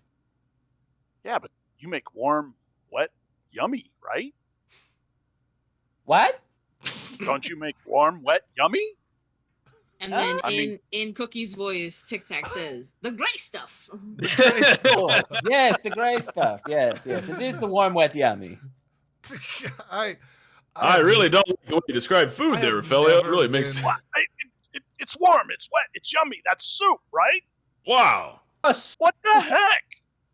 soup chef. I'm sous chef. Soup chef. Oh, does that mean like your litigation against people and stuff? I mean, what are we talking here? Absolutely, yes. Oh, In you're my on the not side. going after me, right? On I mean, the side. I only yeah. got like 10 gold. I can give you a couple if it'll, Mhm. buy you Only off. part time. Don't have a lot. Can't take on more. This is the conversation that's happening as you all dock the guppy and start to walk up. My son, we docked. Yeah, my as you son. dock my son. Ooh. And Ooh. you walk up. You start walking up towards Widow's Bluff, which is like I said, it's a cliffside, so it's like a series of like Switchbacks, switchback birds, or steps and stairs or yeah, something. hairpin Galette. Mhm. Galette takes out his sword spear. turn. Oh, a Yeah, sword. that's the okay, weapon. cool. But it's like a cast iron handle, very Uh-huh. like kitchen oriented looking. Love it. And Hand you on all- my whip. You got your whip. What's your name? Huvo has put his pole away, or his magic switchy leg pole away, and Tic Tac just rolls out with a No, with a he rifle. folds in Yeah. his pocket. Weren't you following? He hunting puts a rifle. hole in his pocket. in Yeah, it must Just be pulls out a Holder. carbine Holder. rifle. Yeah, what did you say you have there, Nox? Hunting rifle. Love it. As you all This tiny little bird with this big ass gun. Oh as you all make yes. it to the top of these switchbacks, you see the city of Widow's Bluff in front of you, and this map doesn't do a great job. I need Nick to make maps for me in the future, because Knick-knack. Knick-Knack's maps. Watch out for that knick-knack attack. As you all And the paddywhack can call us. you all like enter in through the front gate, and this is a big city. It's like I said, probably around the equivalent size of like Baldur's Gate or like Neverwinter. Like it's a big city out here. Like this, if you're living this far out, this is where you're living. And the thing that's strange is there is nobody around. Like you don't see like any dogs running around. You don't see any kids running around. You don't see any like merchants selling their wares. You don't see anybody. I draw my cutlass. All right, cutlass has been drawn. So I got Pencil or- in one hand, cutlass in the other. Love it. Mm. Thank you so much for the follow. Hey. Wheaties. And and as you all enter into this this city, just this sense of like dread kind of comes over you, because you definitely see the signs of a pretty big fight and like a pretty big struggle. And could you all roll me survival checks, please? Whoa. The freaking. All right. Hell yeah. Thanks for the follow, Buckwheaties. That's I have Yeah, hey 13. Buckwheaties. Love your 13. name. 10. 10. 6. Oh. Yep, 6. Huvo's not very survivalist. Glenn knows how to survive a rush, What but I did, mean, what did you wild. get, LordRichter? I didn't see it pop up. Oh, 19. 19, Plus 3 is okay. 22. 22 total. So here's what LordRichter, here's what you see. The rest of you see this, but it doesn't register in your head. LordRichter, you see a couple. I wanna, if I may. Of course. So this is going to happen. As everybody sees this is going to happen exactly like in Princess Bride, when Humperdinck goes over the fight. Mm, Okay, mhm, so I'm going to move all around, uh-huh, doing all the different things, mhm. saying things like, "Oh, and here they were scared," Yeah. and make the appropriate face and I love do it. this whole thing. So go ahead. Well, so as you're doing that, it's you start to reenact what you can only describe in your amazing acting as a dragon attack. So you're like, over here, this scratch mark is a giant dragon claw, and you're like, it probably did this, and you're like, and you're like, like just going all over the place. He's giving me like fun grandpa energy. Like he might have, if he doesn't have a nuclear family, maybe some kids that he doesn't know about. And your portfolio gets around. Oh, hey, sometimes life, pirate's life, you know. And What the gold's for. You see clear signs of a dragon attack, but you also see a couple signs what looks like hand-to-hand combat went down. Looks like you see some broken, or you see and here there was chopped off hands. Yeah, they came at him 2 at once. And as I don't see a silver hand chopped off, do I? You do not see a silver hand chopped off, no. Okay. Which I forgot to mention in the intro. Well, we can talk about that later because you might see her, you might not. Who knows? As you're looking around, you do see a couple bodies and a couple corpses, but you don't see anyone that you recognize. I don't know these jokers. No, but I'll roll them over. You roll them over and you check, and you see some of them look like they've been burned to death. Some of them look like they have been killed by more close range weapons. You see some that look like they were crushed by something giant. And as you're looking over all this and you're seeing this fairly horrific sight, kind of, and the dragon stepped on this guy right here. Yeah. Can I see a little flavor of that? And how he that popped looks? like a grape. Oh no! At this point, everyone is going along like they would with a tour guide. Yeah, know? that's what I was gonna like, say. oh wow, that's Like it like Tic Tac just like there's like scratch marks, and then they just kind of like measure themselves against it, like wow. Yeah, step up, take a look. There Oh, you go. keep in mind, it's all coming from above because I'm huge, so I'm looking down. And as you're going through and like really dialing in exactly what happened here, like I said, dragon attack, and then there was some like maybe on foot combatants.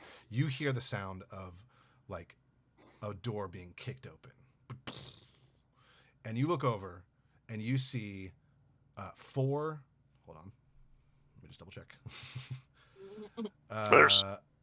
There's 4 and an indeterminate number of additional attackers coming out. Yeah, not 3, not 5. 4 adult dragons come out of the merchant shop. Oh boy! You don't see that. You see 4 very, very, very dark robed figures. They have their hoods down. They're all. They come snapping out of the shop. They come snapping out of the shop because we go to a dance fight high noon showdown. Exactly. As you look at the sun, it's high noon, and is exactly it. But as you see these 4 dark robed figures come out, they're all bald and they all have what looks like tattoos of like that come down to like their forehead and like around their temples of like tentacles. So it almost looks like a helmet of like tentacles. Like For a second, I thought you were gonna call them like juggalos or something. No. Oh man, they're mind floaters. They're mind floaters, exactly. And they. Oh, maybe they know Slaw. You all notice them, and I'm gonna need. Is Slaw a mind floater? Some initiative. And roll. who's Slaw? Initiative here. Slaw is a mind flayer who lives well, on. I was acting. It was in character. No, it was great. Slaw is a mind flayer that lives on the sea monster. But as these 4 cultists see you and you see them, they draw long, pale bladed daggers. And they're like, they start. Then this is where the snapping comes in. They're like, "You all shouldn't be here," and they're approaching you, and you're approaching them. All right, and let's get initiative rolled. Then one guy's got like a sand egg. I got a natural 20. Hey, so that's 23 for me. Excellent. So keep those initiative rolls in mind because I think we're gonna go on a break now, and let's do a couple giveaways real quick. Giveaway. Thanks for everyone. Thank you so much for listening to the first half of this. This has been incredible. Absolutely zany and wild. One shot. Thank you so much for donating. Yes, you guys. We've absolutely. And when we crushed go our on goal. break, we just hit our goal in like the first hour. So that the hat will stay on. Get the full hat. Absolutely. On camera. Okay, cool. So yeah, we're gonna go on a wee little break here. I'm gonna switch us back over. But let's see. I have. Oh, we got the dice bag. Let's give away the dice We'll bag. do the dice bag, and we'll do 2 more sets of Dice Envy dice. I have 6 sets total of Dice Envy Oh, let's go. So, everyone in chat, get those typing fingers ready, because let's do the giveaway, the bag giveaway now. So we'll just keep the same entry. I've opened it back up. It's !Luna to enter in for the very generous hand knitted dice bag Gamer Mom Luna is donating to this stream. So if everybody could enter that, everybody who wants to enter, please do so. Thank you for, I don't know what that, is that sound of follow or a donation? I can't tell if those are donations or follow. It is a donation for another $100. Oh, shoot. So now we are Is that- $465. Holy Is cow. that 2 levels? That's 2 That's what levels. we'll do. We'll do 2 levels. I'm trying to keep up here, guys. I'm sorry. Y'all are donating like wildfire over here, and it's very nice. So there'll be 2 levels up, and I'm gonna add a lot more monsters to this ending fight here. Thank you, Buckwheaties. Thank you, Buckwheaties. That was very, very kind of you. Eat your Buckwheaties. Donating to an excellent cause. So let's close this first giveaway for the dice bag. We've got about 10 seconds left. Anybody last minute entries? Let's go. 10, 9, 8, 7, 6, 5, 4, 3, 2, 1. And That is not 10 seconds. we've closed. Come on, let's get Search Monkey. All right, come on, Search. Are we gonna go for a Can we get what is it called? A turkey? Come on, let's Or see what- it. a Let's bowling? see it. A hat trick. And Hey, it's Keone! Keone! All right, Yeah. Keone. Congratulations. You we'll get you in touch with. I mean, you know, Gamer Mom Luna, but if you want us to, we can get you in touch with Gamer Mom Luna. But Love thank you so much for donating and supporting. And let's do. So we're gonna give away right now. I'm just gonna show you guys. Dave, who is Dice Envy? What did they do? What is this dice that we are envious of? That's a good point. And That's the point. so You I'm know gonna what I show can do these- actually? so Here, let me. Gotta the buy 'em. first one are these rose petal. Wow. That's so Clear- pretty. clear dice. Pretty. And the second That's one, I'm allowed beautiful. to join for that, Yeah, right? please, yeah, of course. Nah, John. Dave, could I do a little quick thing Getting for her Dice Envy? Oh, Oh, I know, but like Please. those are really Well, hold on, pretty. let me just, and this is the second one we're gonna give away right now. This is the Carina Nebula, very sparkly, very Ooh, red, very also black. very pretty. Yeah, no, Oh, Dice Envy makes some very amazing stuff. nice. And Christian, could you give us what that Dice Envy's got? Absolutely, David. So Dice Envy carries wood, metal, plastic, glass, and stone dice. They have an in-house font designer who creates styles that you won't see anywhere else. They're also the creators of the Infinity D4, which we showed a little bit earlier. Those different shaped dice for the different things won't stab your foot. I didn't know that. That's Um, cool. Yeah, and they have their signature Chunky Boy D20, which is like 33 millimeters, which is why they all look so big in David's hand. He doesn't have tiny hands. I do have tiny hands. That's very true. Mittens never fit me. They're always like big old floppy things on my hand. Sorry, keep It's going. been my plate. I just noticed it got out of focus. Is that it? I think Christian? when you put your Oh my god, Christian. That was it. All right, cool. Yeah, so Dice Envy is also like we're becoming good friends with Dice Envy. They've worked a lot with Abria in the space. They make amazing dice, and they're just good folks. So the first ones we're giving away are these Carina Nebula red and black sparkly wonderful dice. So open the giveaway !Nebula NEBULA will get you entered for that. So let's get those entries put in, folks. Let's do it. Did I do it right? Because I'm not seeing any. There we go. Got it. Okay, Mom Luna. Buck Wheaties. The random Gaijin. It's Mud. The Dimpire. Very cool. I'll leave this open for a couple more seconds because we got one more to do in this pre-break little moment here. But once again, everybody, thank you so much. We've already crushed our goal, and that is all because of you. Thank you all so much. Yeah. This has been a blast. It's been It's only been like what, an also- hour? hour and 39 David, minutes. What's up? About an hour ago or somewhere near the beginning, I did also buy a Wild Magic Surge. You got another Wild Magic Surge? Yeah. Oh, I'm sorry. Yeah. All right, cool. Well, Yeah. well. So Let's hit it when we come back from the break. Exactly. Yeah. Oh, So okay. So let's- that's Because we'll be what leveled up, that's and then you can mess with us even more. I love it. that's I what love I it. thought because I saw Ireland on the list and I was like, Kippa? Question mark? I'm Nice. like, I don't know. Nicely Alright. done. So last few seconds here, exclamation point Nebula in the chat will enter you in the giveaway for these delightful Oh, there we Karina- go. Karina Nebula dice. And I'm going to close it now. All right, drum roll, please, as we pick the winner. The Dimpire. So Keone gets the dice Dimpire. bag and Jim gets the Okay. dice. Hell yeah. There we Okay, go. let's go. Love that. And we'll get you set up. If you don't worry if you missed those ones because we got 4 more sets to give away right here. Yeah, So Andy, can you tell us a little bit about Jaspers one more time while I set Yes, this up? absolutely. So Jasper's Game Day is a wonderful, very interactive, very community-oriented charity focused on equalizing the conversation of physical health and mental health. So we actually have Scry Society Nick in the chat. He's an ambassador of Jasper's Game Day. But just to reiterate what we said at the beginning of Jasper's Game Day, so they're continuing to spread suicide awareness and prevention at a national level at national gaming conventions, facilitating events for local game stores to raise donations for their local crisis centers, and then online game streaming, such as like what we're doing right now. So we are so honored and so proud to be working with them and helping that cause. They strive to reduce the stigma around talking about mental health so the world can start to treat it equally to physical health. And we fully agree and we love that. So that's a little bit about Jasper's Game Day, who all of this money, all of these donations will be going straight to them. Hopefully we can come back and we can maybe even break 500. I don't know. We'll see how that goes. Absolutely Yeah. wild. But That'd be wild. That's some wild shit. So, but yeah, we're super grateful to all of you, and I know the support is felt over there at Jasper's Game Day. But just to remind you all, we're now giving away this set of dice, this rose petal Oh, it's so pretty. resin dice So pretty. Oh. It's so pretty. And I'm opening the giveaway, and that'll be exclamation point rose ROSE in the chat. We'll get you entered in for these. What's it called? Rose petal resin dice. Patch won another giveaway.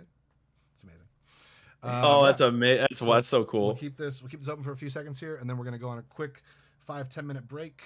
Give the cast members here a few minutes just to level up, but also go to the bathroom, get drinks, whatever they want to do.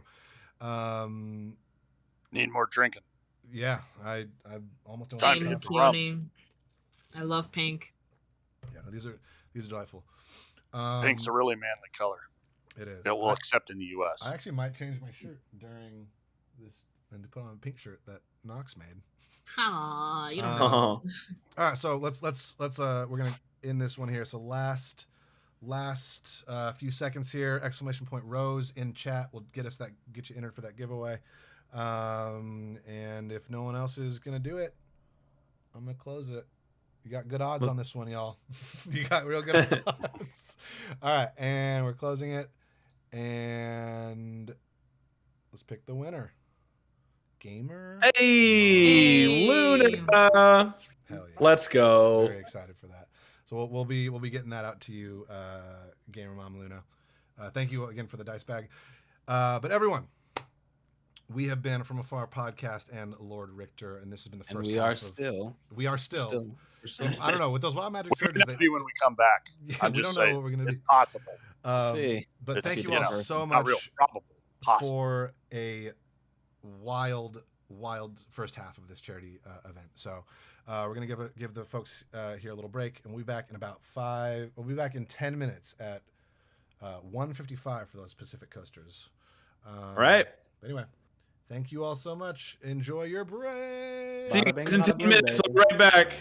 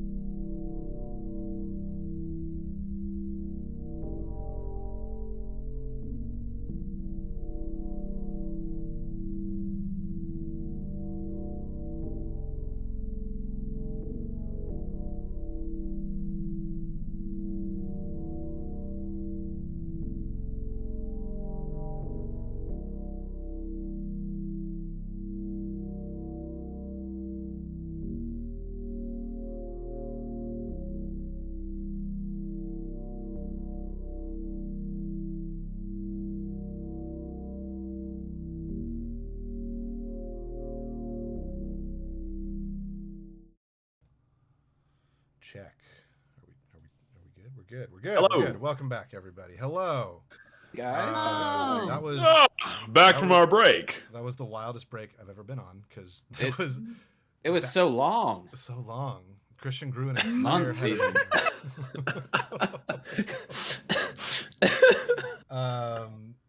Love it. Thank you for the welcome back. Bob Ross did actually join us on this.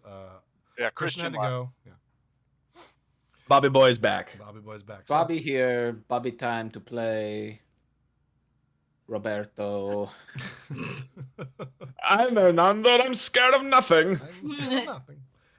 Okay, cool. So as we're coming back into it, let's just quickly go over again. We're having fun, but the real thing is we're going for we're donating, raising money and awareness for Jaspers Game Day, which is an amazing cause. You should all check it out. We have their links and everything in chat.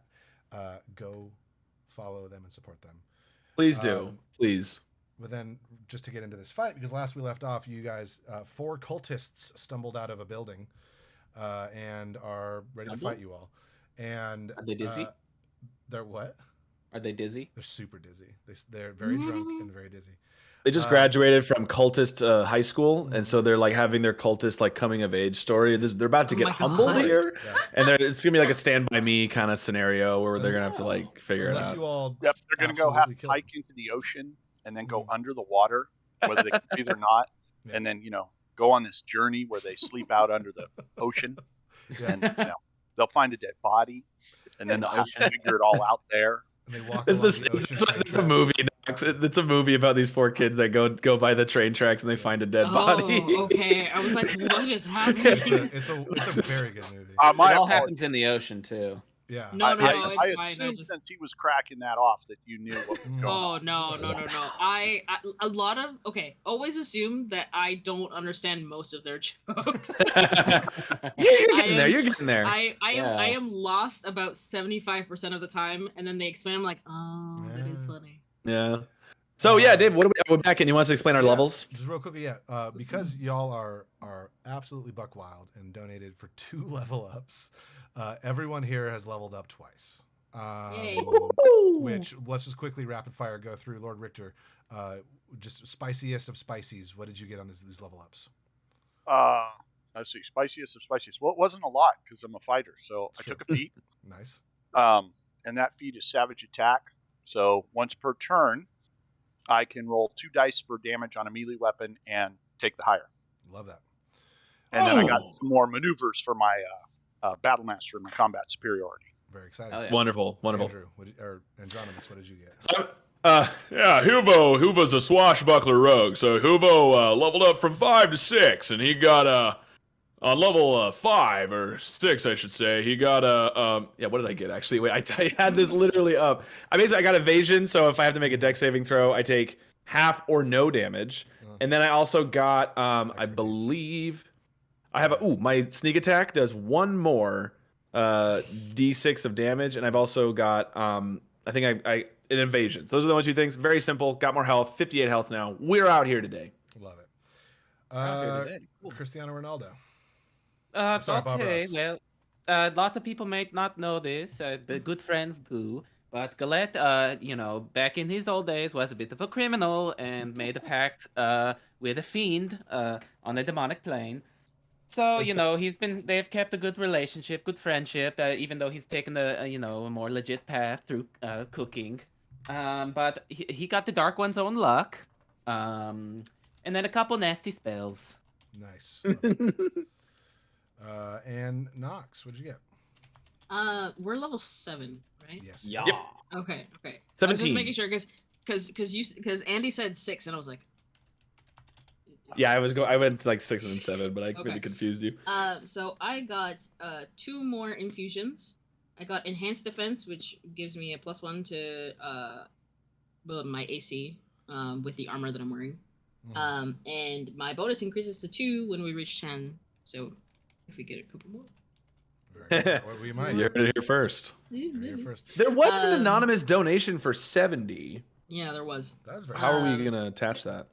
And then I also got 3 more spells. Whoa! very cool. GG. So yeah, that's what we're. Fantastic. Well, as all that information is probably a little bit overwhelming for everybody, it'll all make sense here because we are in a fight now. And transitioned over. I'm sorry, what was that, Lord Richter? I was just going to say, do we have a wild magic surge that we failed to do earlier? Thank you for reminding And then me. if that anonymous donation, I'm just going to use a little math here, but I think we can do 65 and do a wild magic surge and maybe a magic weapon, or we could do 3 more wild magic surges in addition, which would be a total of 5.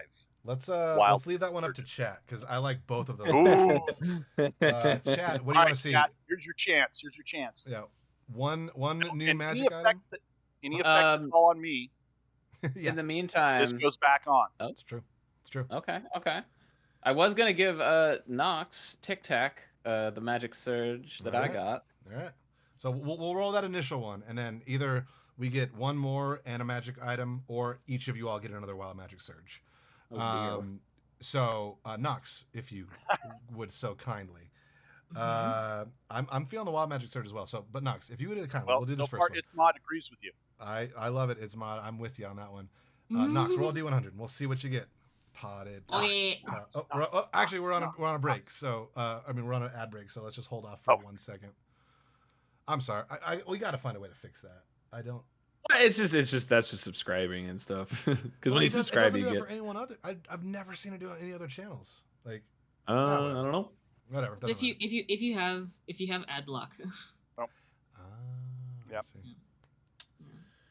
If you have ad block, it won't. Well, we got 20 seconds here, so roll that up, and I just want to see what. Yeah, we can roll it up. 47. 47. I'll get that. 47.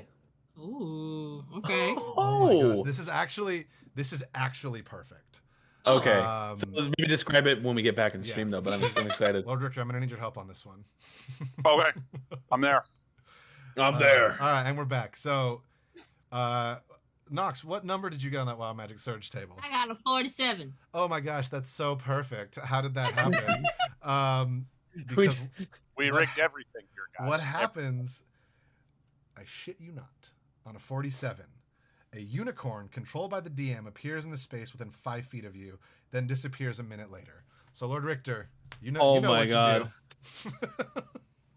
There we go. And just for the fun of it, I'm gonna say, because you have donned the everlasting unicorn cap, you get to control this unicorn friend, and you get to tell. That's amazing. So what does the unicorn do? What the dog doing? Unicorns are pretty. What did the dog do? Polio's secret has been exposed. Is he just a unicorn? No.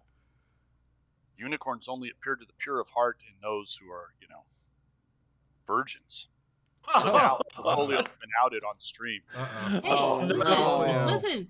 Oh. Wait, would it be real folio or? Because it was my wild magic surge. It is. I mean, if you want to control, I was just gonna say Lord Richter. Oh no, that's fine. But yeah. It does appear for you. The hat is what he wants. It does appear for you, Tic Tac, and you can do whatever you want. That's with it. fine. Tic Tac's a little baby, just a little bird, just a little guy with a big gun, Just a little guy with a big gun. I am going to quickly add something here. So if you guys could all either remember your initiatives and tell them to me, or you could roll them I forget if we rolled them or not. 23. Okay. I had a natural 20 plus 3. I had a 15. 15. If you hit the little up arrow in Shard, it gives you the history. Excellent, thank you. It shows the roll thing, and then it boom, boom, boom. You can read up a little bit. Shard, it's never been easier. Better shard, pop a shard. Pop a shard? Yeah, I was hearing that in my head too. Christian and Andy, what'd you guys get for initiative? I have a 4. 15. All right. 15 and a 4. Okay, cool. So, the way this is going to work here is... We still have to handle those other potential wild magic surges. Oh my gosh, you're right, we do. I'm so sorry. Okay, so I have the initiative in order. So, you know what? Let's just do it now. I think It's Mod talked in the chat, and It seems like it's fairly unanimous. Everyone roll me a D100, please, and we're just going to handle this very quickly. Okay. All right, power dice are rolling right Power here. dice. LordRichter, you're up first. What do you got? 09.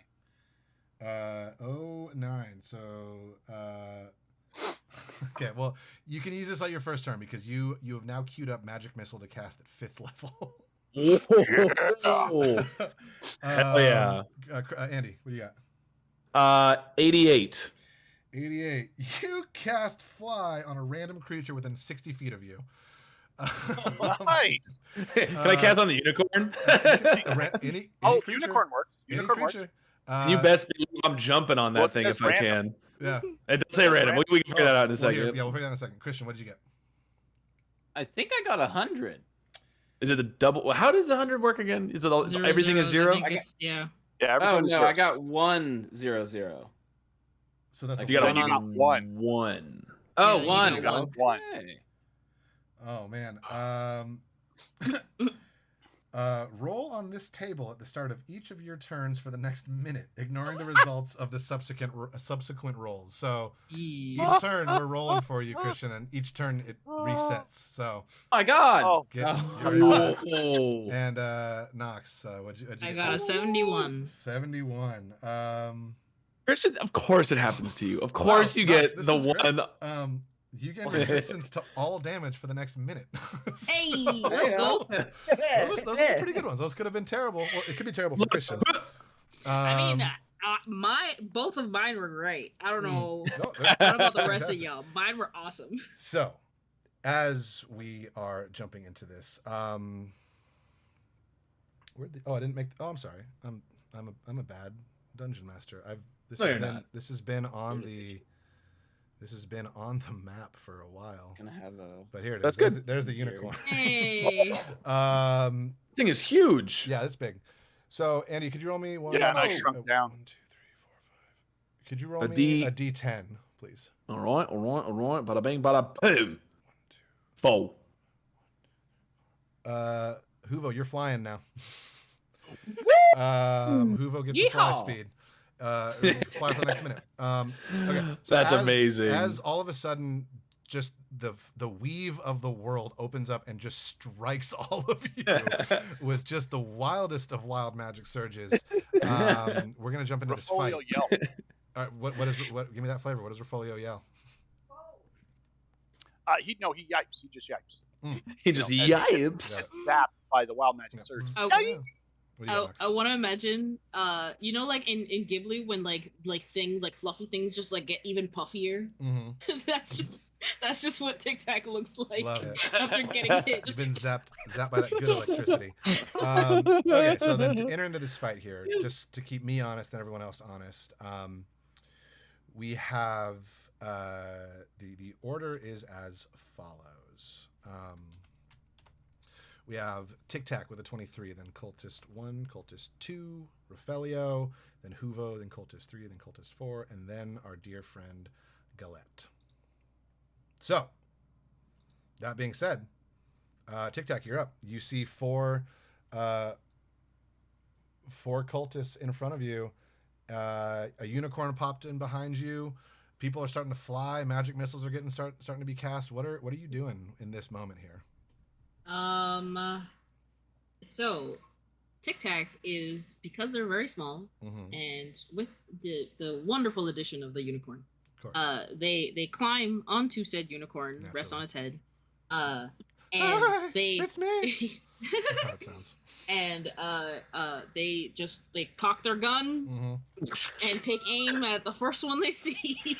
I'm gonna reset this stage real quick. A small, very small, black feathered kenku climbs the top of a unicorn, gets on their head, cocks their gun, and shoots the cultist. I love that. Absolutely love that. The AC you're looking for on these cultists is a whopping 13. So Okay. do your worst. 13 plus 7. What is that? You say a I'm not 13 plus forgetting 7? 21. Well, I said 14 plus 7. Well, yeah, you hit. 21. You absolutely hit. Give me the damage. Okay. This is a. I wish I could just like roll from beyond. 2 Andy. 2d10. Brilliant. 4, 17, 18, 19, 20, 21 damage. Fuck. 21 damage. What kind of thing are you shooting with? What exactly are you attacking with? Because Did you literally just take a gun? It's a rifle. Yeah, it's a hunting rifle. It's And a there- +1 hunting rifle. All right, you heard it here first. That's amazing. This bird Hell just yeah. shot the shit out of. She pulled out the elephant gun. It's like, no, Philadelphia, not a yeah. fantasy gun, not a Alright. fantasy. It's a gun. So- It's the Smith and You Wesson. said pick a +1 weapon, No, and I just. I know what I said, and I'm proud of What you. I I would have said. picked a +1 tank. You see these cultists, they're snapping at you. They're like, all right, we're gonna get these chumps. And then all of a sudden, you guys grow, like the Grinch. Your hearts grow 3 sizes that day, and they're like, wait a minute. And then unicorns start popping up, and then a little bird pops up and shoots the leader right in the chest.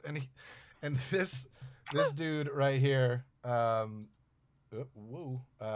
this dude right here, I can't ping it, but this top one. And then Flies back 5 feet and falls on his butt, and he looks silly. And what do you got next? I was just gonna say, in a classic Dave Chappelle voice, gotcha, bitch. Dave Chappelle's on the sea monster now. It is now that cultist's turn. He's gonna stand up, and he's gonna move his 30. We can't quite get to you with 30 feet. They're both gonna move in there with their 30 feet, and they're going to hit you with let's go with yeah, you guys are big. Y'all are big folks here. LordRichter, Rafelio, and Galette. I need you to make never mind, it's melee attacks. I'm gonna make 2 rolls against you guys. The first roll against LordRichter is a natural 1. Second roll against Christian is an 18 plus a lot. So Christian, you're gonna take. I don't look like leadership material, But so I'm not worth spending effort on. exactly. Did Christian, you say that Tic Tac was the leader? Christian, you take 17 points of damage as you take an inflict wounds. How many? shot. 17. Oh, 17. 17 Whoa. points of damage as you get wounds inflicted upon you. And that is it for the first 2 cultist turns. Rafelio is up, and then Huvo's up next. You got 2 cultists coming in, shooting spells off. LordRichter, you do have that free level 5 magic missile. Yeah. So what I think I want to do is send that level 5 magic missile at number 3, and then I think I'm gonna use a move closer to number 3, and then I am going to use my action surge. Okay. Your turn, you can take 1 additional action and whip him good. All right. Love that. Just And actually, I don't since think you that use whip your allows action surge yet, because What? I'm letting that the magic wild magic surge of the level 5. Oh, okay. That's free. That's so a you can, freebie. Oh, Yeah. Okay. you know what? I just realized. I'm sorry. I don't mean to I apparently have 2 actions. We'll get back to that on your next one. Remember that. Yeah. I just didn't realize that I had 2 actions. No worries. So, LordRichter or Rafelio, can you cast me or hit me with the damage for magic missile, please? All right. And what is that at 5th level? 5d4 plus 5. I'm pretty sure it is. Okay. And I'm gonna hit the roll here, and hopefully. Ooh. Okay. Here's the 5d4, and then add 5, so 17. 17 damage to number 3 right here, who takes a whopping good amount of damage. Both of the 2 have been attacked or bloodied, by the way. I just want you guys to know that. This is not a very hard fight. So that's your free action with the wild magic surge. What are you doing next? Okay, I'm moving up close enough so that I can whip this guy. All right. And I'm going to use the whip Please do. to whip him and then reposition him. Can you tell me the quality of this whipping that you're going to do? It's going to be a quality whipping. Okay, good. Good. He's gonna whip it good. Okay, cool. I just Good. wanna make sure. Good. All right. All right. I'm gonna take my pirate hat off Mm-hmm. and put my plastic red hat on, and then I'm gonna whip it good. There we go. Hell yeah. Hit me with that. Hit me with that attack roll. It's All right. the whip +1 whip, and you can move him 10 feet. Yeah. It latches onto his wrist, and he gets yanked as Uh, he like just that. kind I of like hits it. So that Okay. is- So here it's 24 to hit, 24. and although I'm carrying a weapon in each hand, I'm not 2-weapon fighting. Got So I'm going to roll my whip here, Okay. and I'm going to have to add the additional strength damage onto it. That's totally fine. This man gets it. And I am going to use my Savage Attacker. Okay. I can reroll the weapon's damage dice and use either total. All right. So Did not mean to do that. I had a. Looks like I rolled a 2, so I'm going to roll it again, Mm-hmm. and hopefully we're going to have a better roll. I believe in it. I believe in me too. Wow. That Even is when much I better. should. Oh wait, no, that's Tic Tac. Sorry. Let's see here. No, that was me. Sorry, I misclicked. Yeah, that's See, better. That is better. So I will take that, which is 4 plus an additional 3 for my strength for 7 points of damage, and then I'm going to relocate number 3 over between the 3 of us, Galette and Huvo. Yep, All right. that looks great. Hell yeah. That's phenomenal. That's what I'm talking about. This poor cultist was just like, And I'm going to yell at this point after I whip him and pull him over there. I'm going to yell, "Dogfish pile!" Amazing. Huvo, you're up. Love it. After Rafelio does all that magic, all that great stuff. You're flying, by the way, Huvo. I know. Well, so here's what I was gonna say is Huvo. You see, he gets down in a crouching stance, and his shoes start to sparkle, start to shine, and he just jumps straight up in the air at about 15 feet, and then he just slowly kind of turns over and just points his rapier, like, I'm coming in hot, and he just just straight up missile dives this guy, Number 3. and I do believe I get sneak attack I mean, you have advantage because it's flanking. Oh boy! So for the second time ever in From Afar history, can you roll sneak attack damage if you hit? So in Shard, do I just roll this thing that says sneak attack, or do I? Is this an? I think We'll just fucking do it. So first of all, roll to hit. Right. Let me do that advantage. first. Oh, delicious. All 13. right. 13 is the number you're looking for. Oh, definitely beat it that time. Yep, got an unnatural 21. So let's roll that sneak attack. That's a 21. 21 points of damage to. Zoo. All right. Well, in classic from afar fashion, can you describe to me how you killed this cultist? Yeah. I want to straight up skewer him and then lift up into the air again. I think, and so I'm starting to lift up. I've just got this this cultist on the end. Plane. I'm making a cultist shish kebab. A cultist shish kebab. I love it. As the I cultist, wasn't ever a fan of gyro meat, but here I am. As you fly, you catch a glimpse of the unicorn's eyes, and it's just like, oh, I'm disappointed in you. Oh, yeah, mine's pretty big. Anything else you're trying to do? That was, I mean, you killed. No. I think that's it. Do you have a pole that can shift your legs to someone else? That is true. Oh, that's right. Yeah. Is that a bonus action or is that an action? It's a bonus action now.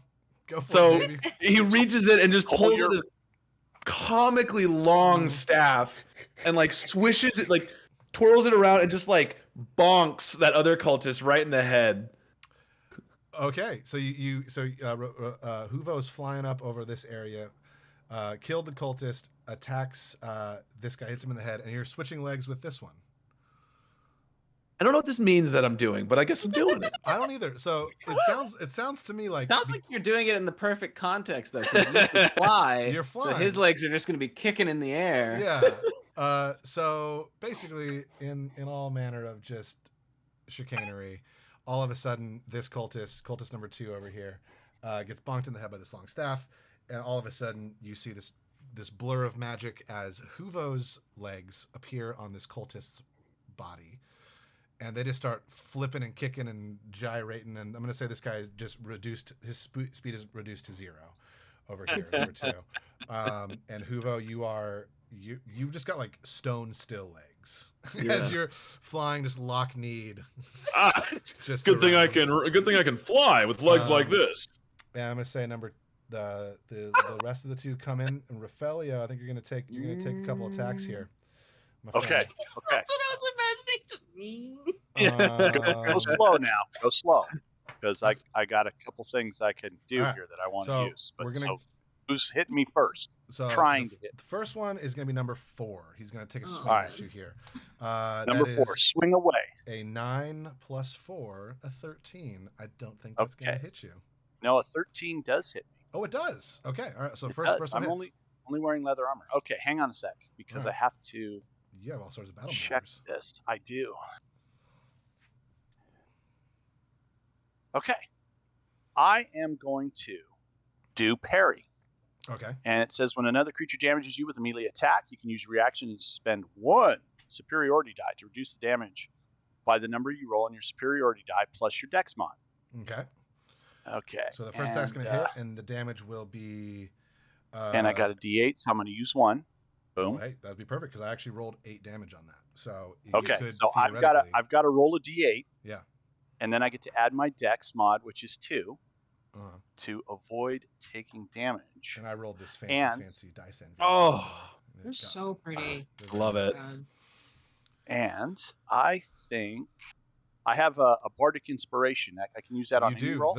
A free willy inspiration. As free willy. Yeah, and right. yes, you so I could do it on this one? Of course you could. All right, so I'm going to put 2d8 into this. All right. And here we go. All right, so I prevent 14 points of damage. 14 points of damage. Holy hell. Okay. You see this cultist coming in with his dagger. He's like, yeah, pale dagger. He's like snapping at you. And he like stabs, and you're just like, really? And just knock it right out of the way. And then what was my rubber knife? The next one is a critical failure. I just came from acting classes. Oh, it's a critical failure? The next one's a critical failure, yeah. Okay. I can do something with that. All right, so then this will be it for number 4's turn. They each get 2 attacks on you. Oh, I'm sorry. I've already used my reaction. I'm done. Okay, so second one misses. Cultist number 1 is coming in. 12. You said 12 hits? No. 12 is no. And 19. Rafolio says no. You're dodging left and right. You're using your superiority dice. It's looking really cool. But then the next one is going to come in. The final of the 4 attacks is going to come in and hit you for 6 points of damage. Okay. I will take your puny 6 points of damage. Yeah, and it's laugh. not that much. It's not that much.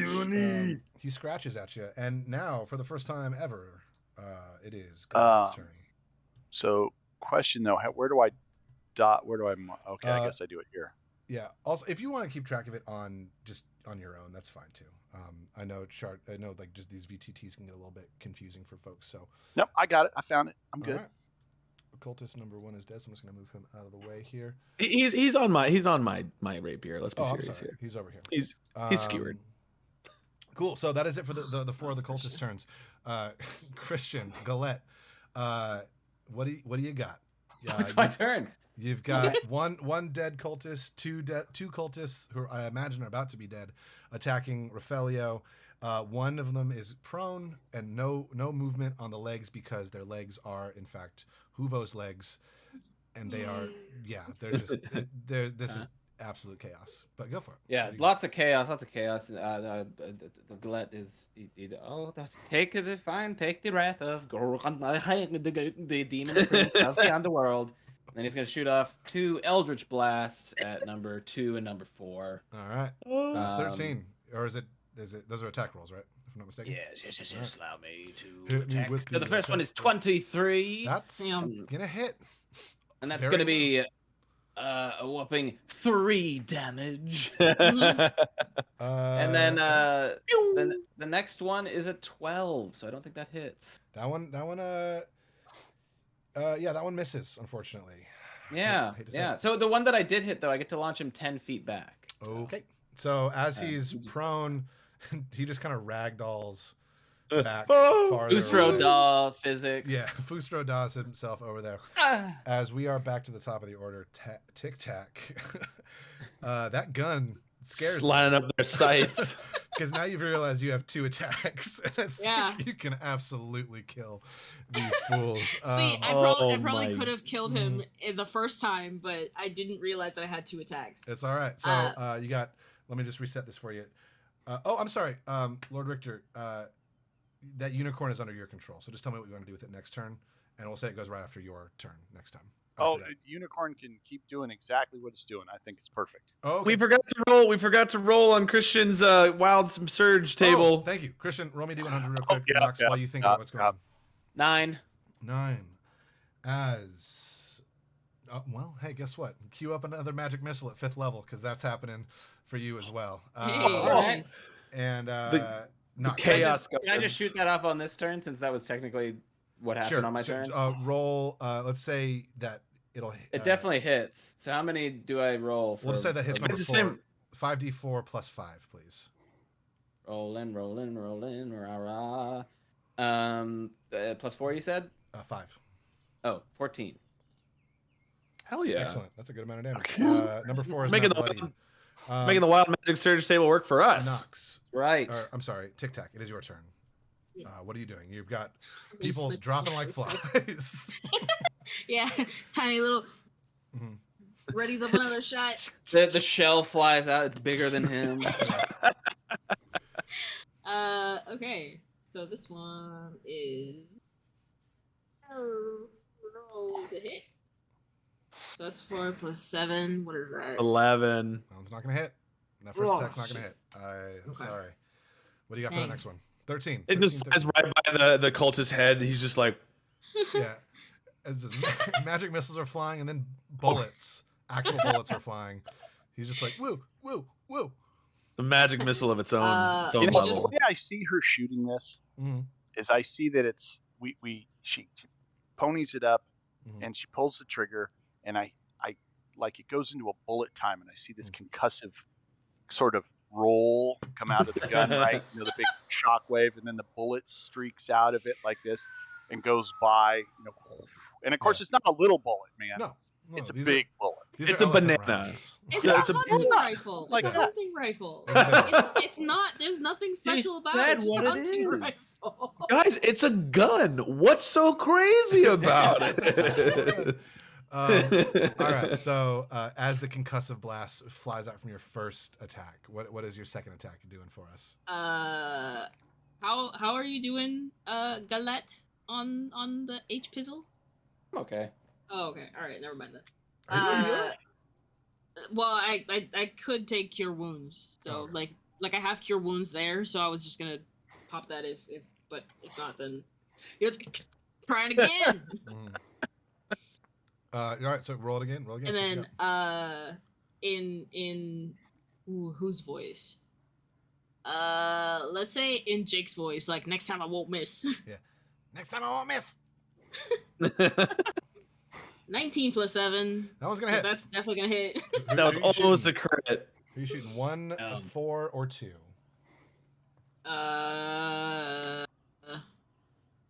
Oh wait, the number 3 was the one that I originally shot, right? No, you shot number 2 at first. Oh, okay, we'll shoot him again. All right. Please. Yeah. We're so sorry. Oh my gosh. 9, 10, 13 damage. All right, and then in that classic from afar way we do. That's apparently also a critical hit. Do you crit on a 19 and 20? Apparently. Well, just for the fun of it, then roll up. You know, we'll save it. We'll save that for later. Let's just keep moving here. Describe to me how you kill this poor cultist boy. I just cold-blooded. Okay, just no fancy just done. No. Black beady eyes don't even blink. Love it. Yeah. And you know, slaps the bolt up, slams it back. I would like to say they don't throws have the have brass. black beady eyes. They're more like a honey golden brown. Oh, beautiful. Love it. Very pretty brown eyes. Bolt But slams just- forward, slaps makes it it- down. It kind of makes Yeah. it worse, Knox, if it's like a beautiful, like I'm so happy. Well, it would have been those two cultist I mean, turns but they're Tic Tac dead. wouldn't be Earl's best if. True. That's true. Tic Tac is the muscle. Yeah. Yeah. Raphaelio, it is your turn because we are now skipping the two dead Right boys' between the turn in this eyes. order. Got it. Okay. Take it away. You got 2 cultists in front of you. I think you've done a bit of damage to one of. No, they're both. All right, go. and I have an extra attack, so I Yes, have you 2 do. attacks. Yes, you do. So I am going to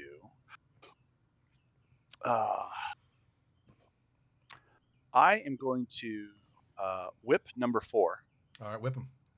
and then I am going to after that I'm gonna do fun things.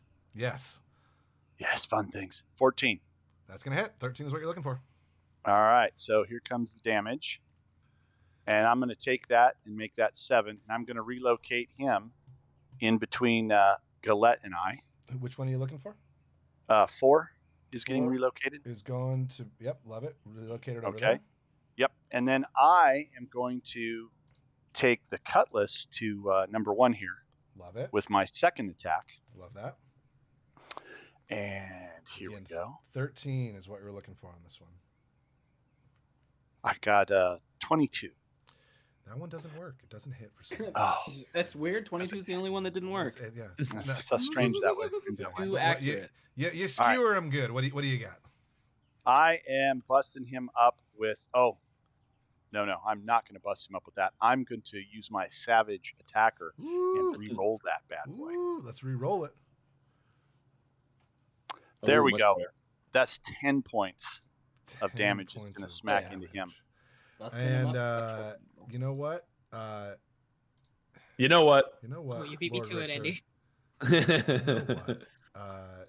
This was the weakest and the scrawniest looking of all these. The runt of the the litter. runt Just of the litter. He So didn't describe, do his pull-ups. describe to me how you kill this cultist.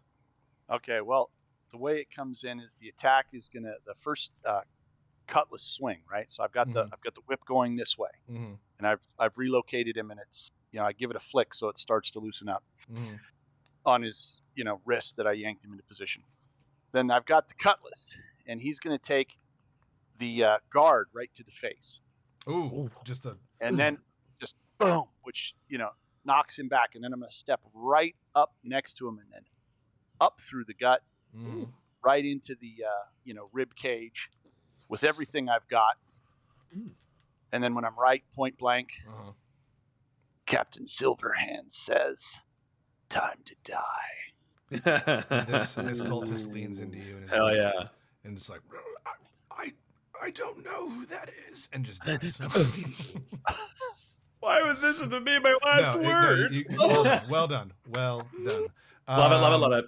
And it is now the final cultist's turn, number 4, who Poor guy.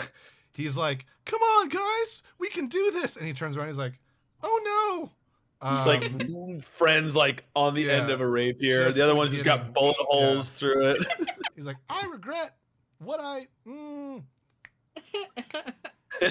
And It's backing away slowly. yeah, he starts like, "You didn't see me," and he is gonna try to run. So I guess that'll be 2 opportunity attacks, both from Galette and Raphaelio.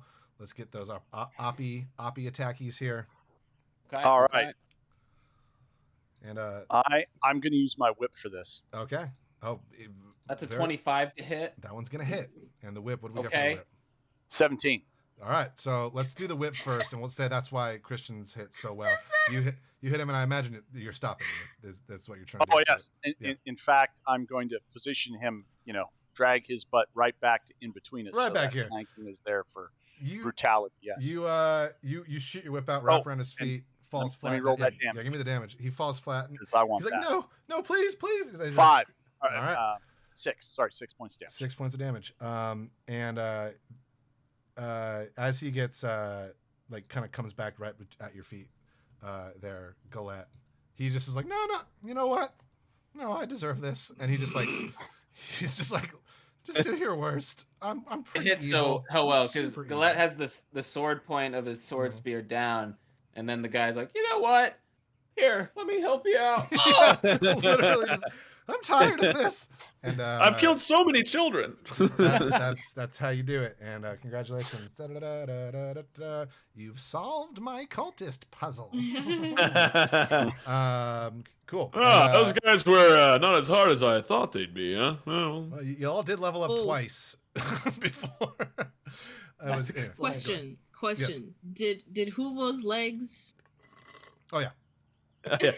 Once He's like you- shoving the huge staff back in his pocket, and he's like, "Whoa, Yeah. getting my legs back, huh? You guys Finding all- my sea legs." You guys all come down to rest, and you're looking at the carnage of this battle, and you see, like I said, these they're wearing dark leather robes. These 4 cultists, they're all bald. They all have these like wild tattoos that like start from like their spine, and it's like twisting tentacles that like come up over the top of their head, and then there's some that in like it looks kind of like a widow's peak, like in the middle of their forehead, and then like they kind of come around the side of their face, like by their temples, making sort of this like tentacle-y crown on their head. All their eyes, I forgot to mention this before, which might have made the fight a little more scary. All their eyes are like dyed black. They're just like black orbs. And Makes sense. yeah, and they are all dead. Congratulations. Ew. Yeah, does anyone want to do anything particular or anything specific right now, or can I move along? Yep. Awesome for coin. Yeah, if you look them, if you're investigating them, trying to loot them, I'll say you find like 5 gold coins like throughout all of them, and their daggers are nothing special. Hey, Rufolio's broke, man. Yeah, You take need that. it. Tic Yeah. Tac just wants like 1 gold coin that they can just like chew on. Okay. Absolutely. Yeah, it happens. And Just as you guys Tiny little hands. are looting this scene right here, and kind of once again after this goes down, this whole island goes quiet. Again, there's no fog. Everything is quiet. It is an overcast day, but the city is now quiet, and you hear just this sound come from behind you, and you look up and you see Was it clapping? The Discord was like not. it was clap. Yeah, you just hear like slow clapping, and you look up and you Okay. see coming from a different house, not wearing black robes, but you see an old man. He's got a gray beard. His eyes are black, like pitch black, and you see just the edges of like those similar tattoos coming down the top of his head. And he's like, "Well, the cult of Manathos has grown weak indeed. If this was Oh, easy shit. enough for you to all do that, I'm not saying y'all aren't great adventurers, but honestly, they all deserve to not. die. You might. Thank you for the clear communication. I don't know. You did whip someone and bring them back to like the death zone of Tic this. Tac. Yeah. No, Tic Tac just like puts the gold away and then just like slowly grabs a gun. Just Yeah, if you want to have your gun trained on him, this old man walks where he says, "No, hold on. He like, puts his hands up. He says, I recognize the way I look. I mean, because I've seen a mirror, but I recognize that I look Just one? There's only one mirror on this island. Pick myself out of a crowd. Yeah, yeah. As you might have guessed, I used to be a member of this cult, the similar cult, but when Manathos died years and years and years ago, I was like, you know what, this club sucks now, and I left. They got terrible benefits. The Terrible vibe benefits. is off. The club jackets were just not vibe doing is it. off. The vibe is so off. And he's like, but it looks to me like you all are quite capable, and you all potentially could help this city here, the city of Widow's Bluff, where I've come to live after my time in the cult of Manathos. You want us to help the cult of Manathos? No, fuck those. Sorry, screw those guys. I left them because they're literally the worst. They're evil. He's like walking up to you. He's like getting closer and closer. And he says, "Okay, here's the skinny. Manathos is a kraken. Ran. He's a crack. He's a crackhead, idiot. Cracking dummy, what? Cracking some jokes? No. In Arius's voice, Tic Tac just what? What? Huh? He says, here's the thing. Manathos is a kraken, and these 3 chumps over here, they're trying to bring him back. Luckily here, he's not yet. not back yet, or else I would probably be dead because I abandoned the cult. But so luckily he's not here. But I'm gonna Good news just for you. Huh? I said that's good news for you. It's great news for me. Yeah, strike out on your own. That's great. That's great Yeah, news. I mean, I've form opened your up own evil cult. Wait a minute. I'm thinking about it. I'm an old evil cult of hat shop owners because I'm a hat shop owner now. I make hats, and he pulls off You're his into hair. haberdashery? Yeah, I have a haberdashery, and he's just like, I can sell you guys hats if you want, but he says, here's the thing. If I'm understanding correctly, you all are here to help Widow's Bluff and to help this part of the ocean not fall under the tyrannical rule of Manathos. He used to be he was in charge here a while ago, and then Rand came and dethroned him, killed him, blah blah blah blah. The cult. Yeah, Sea Dragon. Yeah. Yeah, she's great. Where is she? She seems to not be here. Everyone keeps talking about her. Well, that's where things get a little confusing. She ran far away. She ran so far away. No, he says, he kind of gestures around the city. He's like, you could probably tell there was a big dragon fight here. She's still here. She did this. Hoover like looks up. He like kind of like. Huh? No, she's not here right now, but she did this. But what I'm saying is, because we're getting really close to 3 hours here, you all should go to her lair. If I'm not mistaken,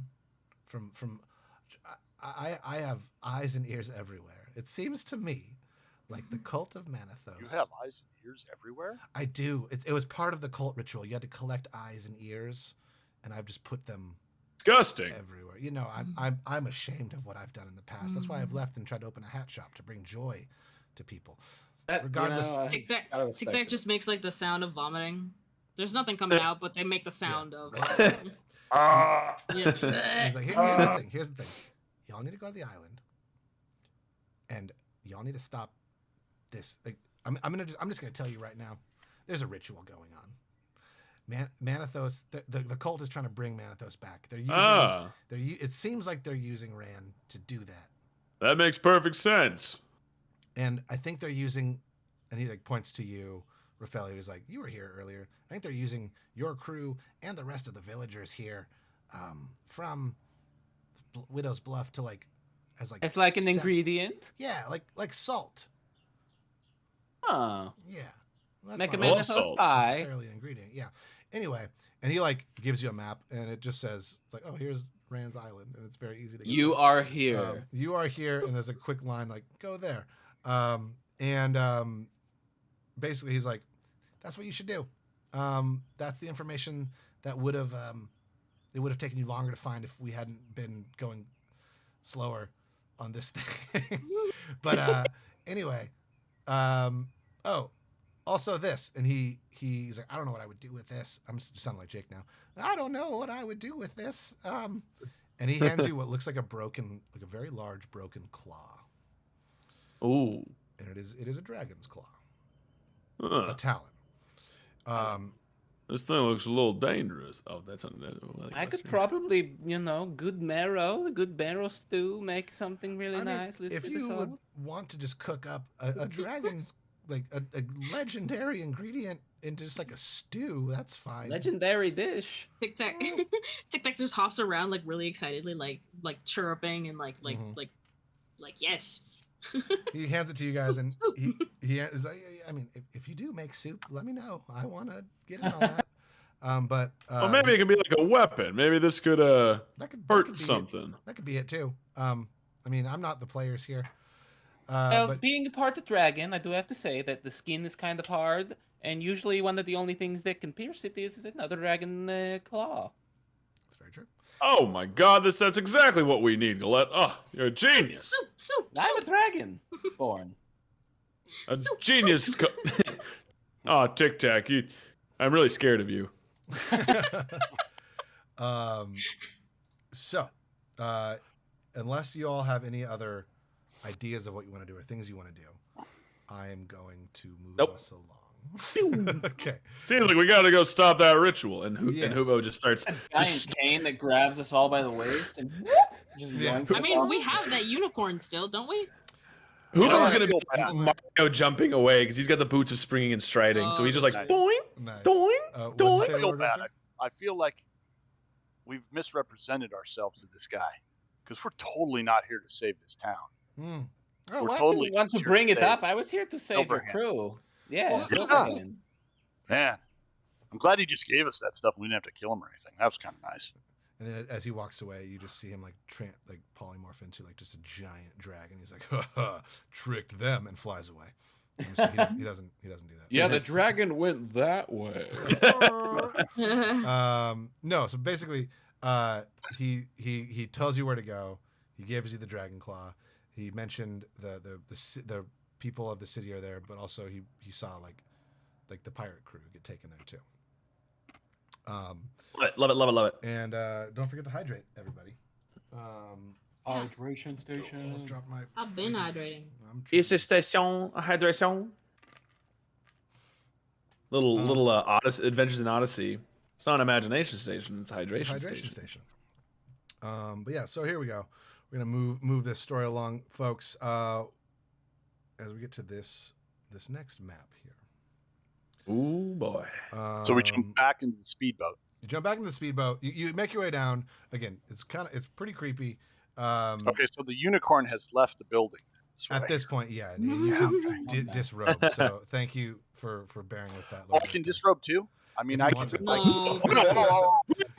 It's for the. Jeez, it's I'm for the just trying to listen. to That'll my be our game app. final Yeah. benchmark for the fundraiser. If you can make $1 million, that's all I'm gonna say. I'm not gonna add any stipend. Doesn't matter. If we That's all can that make $1 matters. It million doesn't matter.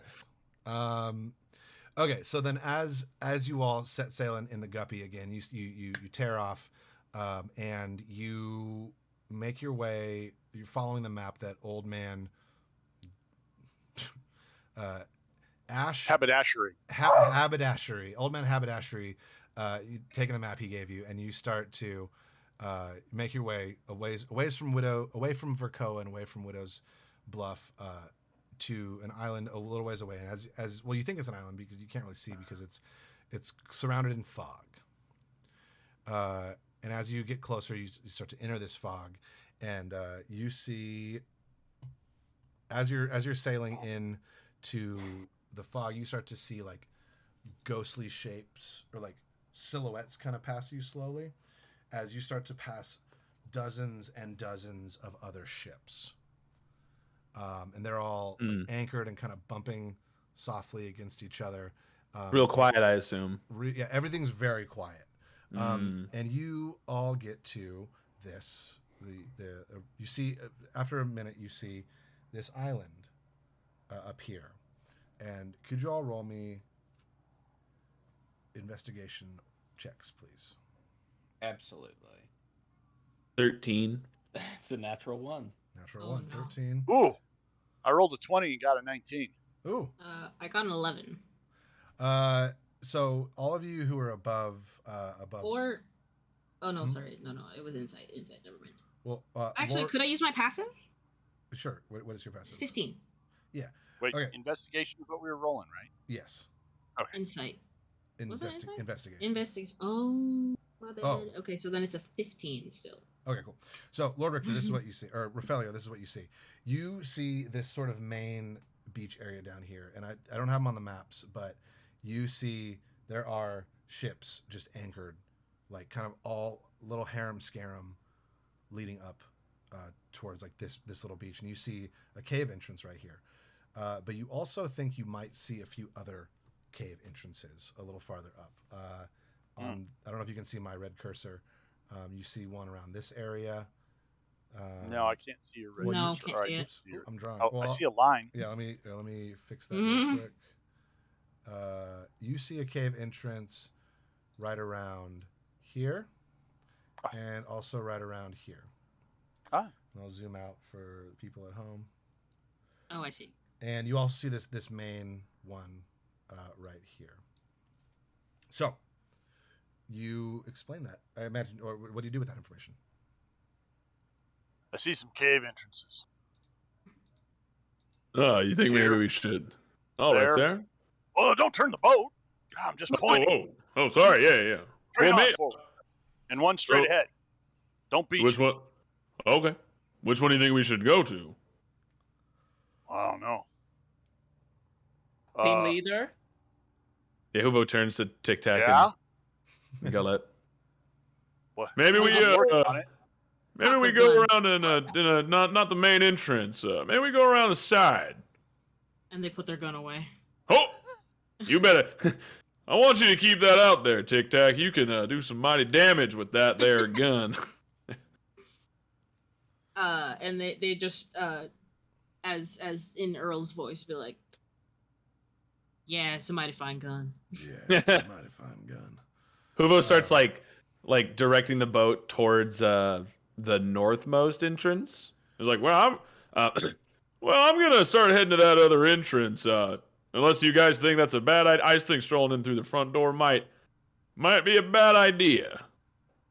So you No, I am all for you it. want to go in Oh. through. I think I just wanted to go to the main, just go in guns blazing, but vetoed. Huvo's a Little bird's been coward. vetoed. Huvo's an absolute coward. So you want to go in over here, Andy? Yeah, the top one. Yeah, let's do that one. All right. So as you guys, oh hey Patch, thanks for showing up. As you guys make your way around this sort of ship, not a graveyard, but just like this, just dozens and dozens of like anchored. You see pirate ships, you see merchant ships, you see like cruise vessels. You just see like all these different sorts of ships that have been like coming through this area. You see them all anchored here, and you use the guppy, and you kind of make your way around, and you finally find a little spot to dock right in this area. I'm gonna clear this drawing real quick, and you move your boat right around to here, and so you're here at this like sort of rocky, wavy beach area. It's not like sandy, but there's just like rocks that lead right up into trees. And I take it you all make your way through the trees, or are you gonna try to do something else? Yeah. Let's do the trees. We can use the trees as cover. Cool. All right. So then, how are you all Good approaching idea. towards this? You can see like some movement in a cave entrance in through the trees. You can't exactly see what is there, but you can definitely see like this could be a bit of an entrance here. Huvo just like jumps 15 feet up onto the, with my boots of striding and springing. Okay. What are you jumping up onto? On the tree. Can I jump high up in the tree? Okay, yeah. So you jump up. Ooh. You jump up into the tree, and this is roll me a perception check. I never bend my legs. I just Yeah. immediately. This is Give you all- what kind of check? perception check, please, or investigation. Investigation. Watch out. Ooh, natural 20, baby. All right, very cool. So this is what you see. You see. Tell me what I see. You see an entrance to this cave right here. Oh, wonderful. And you see what looks like an abandoned camp, but not that abandoned, because you see there's like a fire and it's still kind of smoldering. You see a couple tents, but mostly you see like footprints going in, and what looks like kind of an armory station at this point. But from this vantage point and from this, you don't see anyone there yet. There's no one up here. But there's an entrance. Maybe we let's get up here. Maybe we can get in there, catch them off guard. All right, I'll go up. Off guard. Cool. So and you all make your way up to this camp. Can I like go ahead a little bit stealthily? Yeah. Watch out! roll me a stealth check and see what Thank God I've got expertise in that. Watch out! 22. 22. Yeah, you all of a sudden, the rest of you don't see Huvo anymore. He just sort of disappears, and then you see him kind of standing at the entrance to the cave, and you're looking in. Oh man, we've been betrayed. I think Huvo just went unseen. He led us into the trap. That's who we're trying to fight, is the unseen, and Huvo's now unseen. And this is what And you then- see a little bit And more. then Prism's voice again is like, I don't think that's how that works. You see a few things here, Huvo, as you walk up. You see inside this cave. You see there's a main area kind of going farther in. You see a passage to your left, a passage to your right, but you don't see anybody yet. There's nobody. This is literally. Let me describe this. You guys are at like an island with like a mountain on it, and this cave you see is like very large, probably 20 feet tall, 35 feet wide. Inside is like a mixture of like rocks and sand on the floor. The cave itself looks like it was more or less naturally formed, and it looks like it just goes deeper in. And you all feel this sort of just this is you remember this feeling a little bit, Rafaelio, but you're getting this sense of like fear and dread as you look into this cave mouth. What are you all doing? I think Huvo kind of like motions for them to come forward, and then. Is there anything in there that looks nasty? Should we get ready for a fight? I would get ready, but I don't see anyone yet. Whip, cutlass. Nice. Tic Tac is also gonna enter stealth mode. Okay. Now, Huvo, did you say you don't see anybody yet? So Yeah, you're saying unseen are there? Oh my God, Rafolio, you're right. Maybe we won't ever be able to see them. Yeah. I don't know what to do. I'm going in. All right. Start to go in. Wait, do I have advantage? Are you what? Well, I think Tic Tac's making a stealth roll.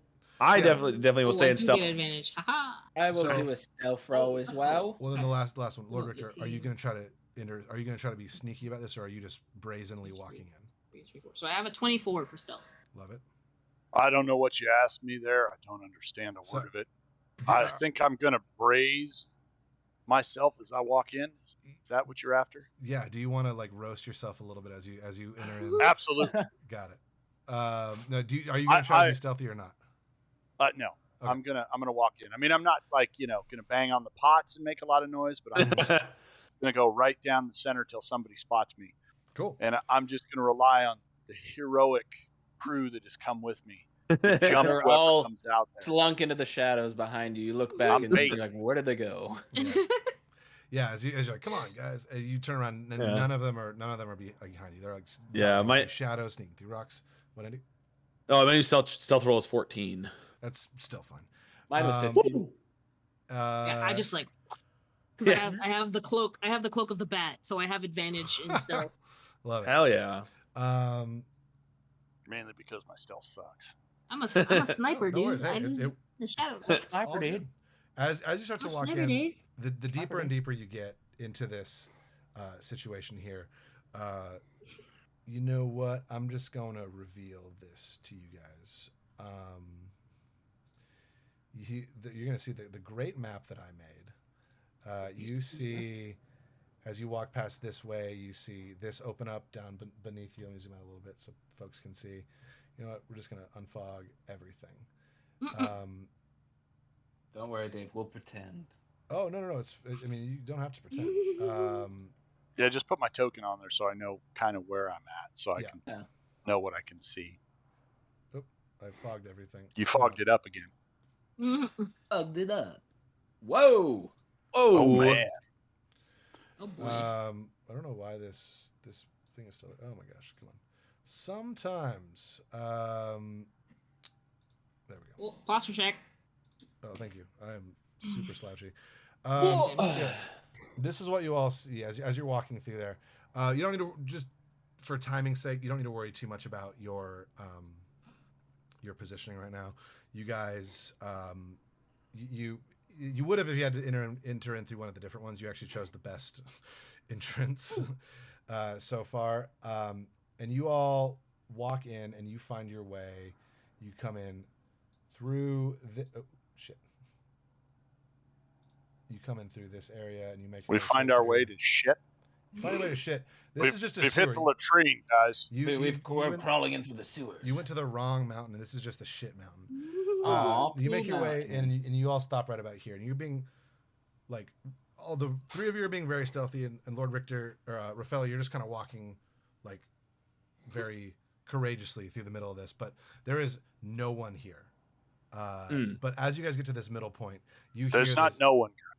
They're unseen. They're unseen. Sorry, there's a lot of unseen here. And as you get to this middle section right here, you start to hear, and you understand now why this like sense of dread and this like chill in your bones is happening. Because as you get to this middle, you hear this like deep, Getting Jiggy with It by Will Smith? A little bit.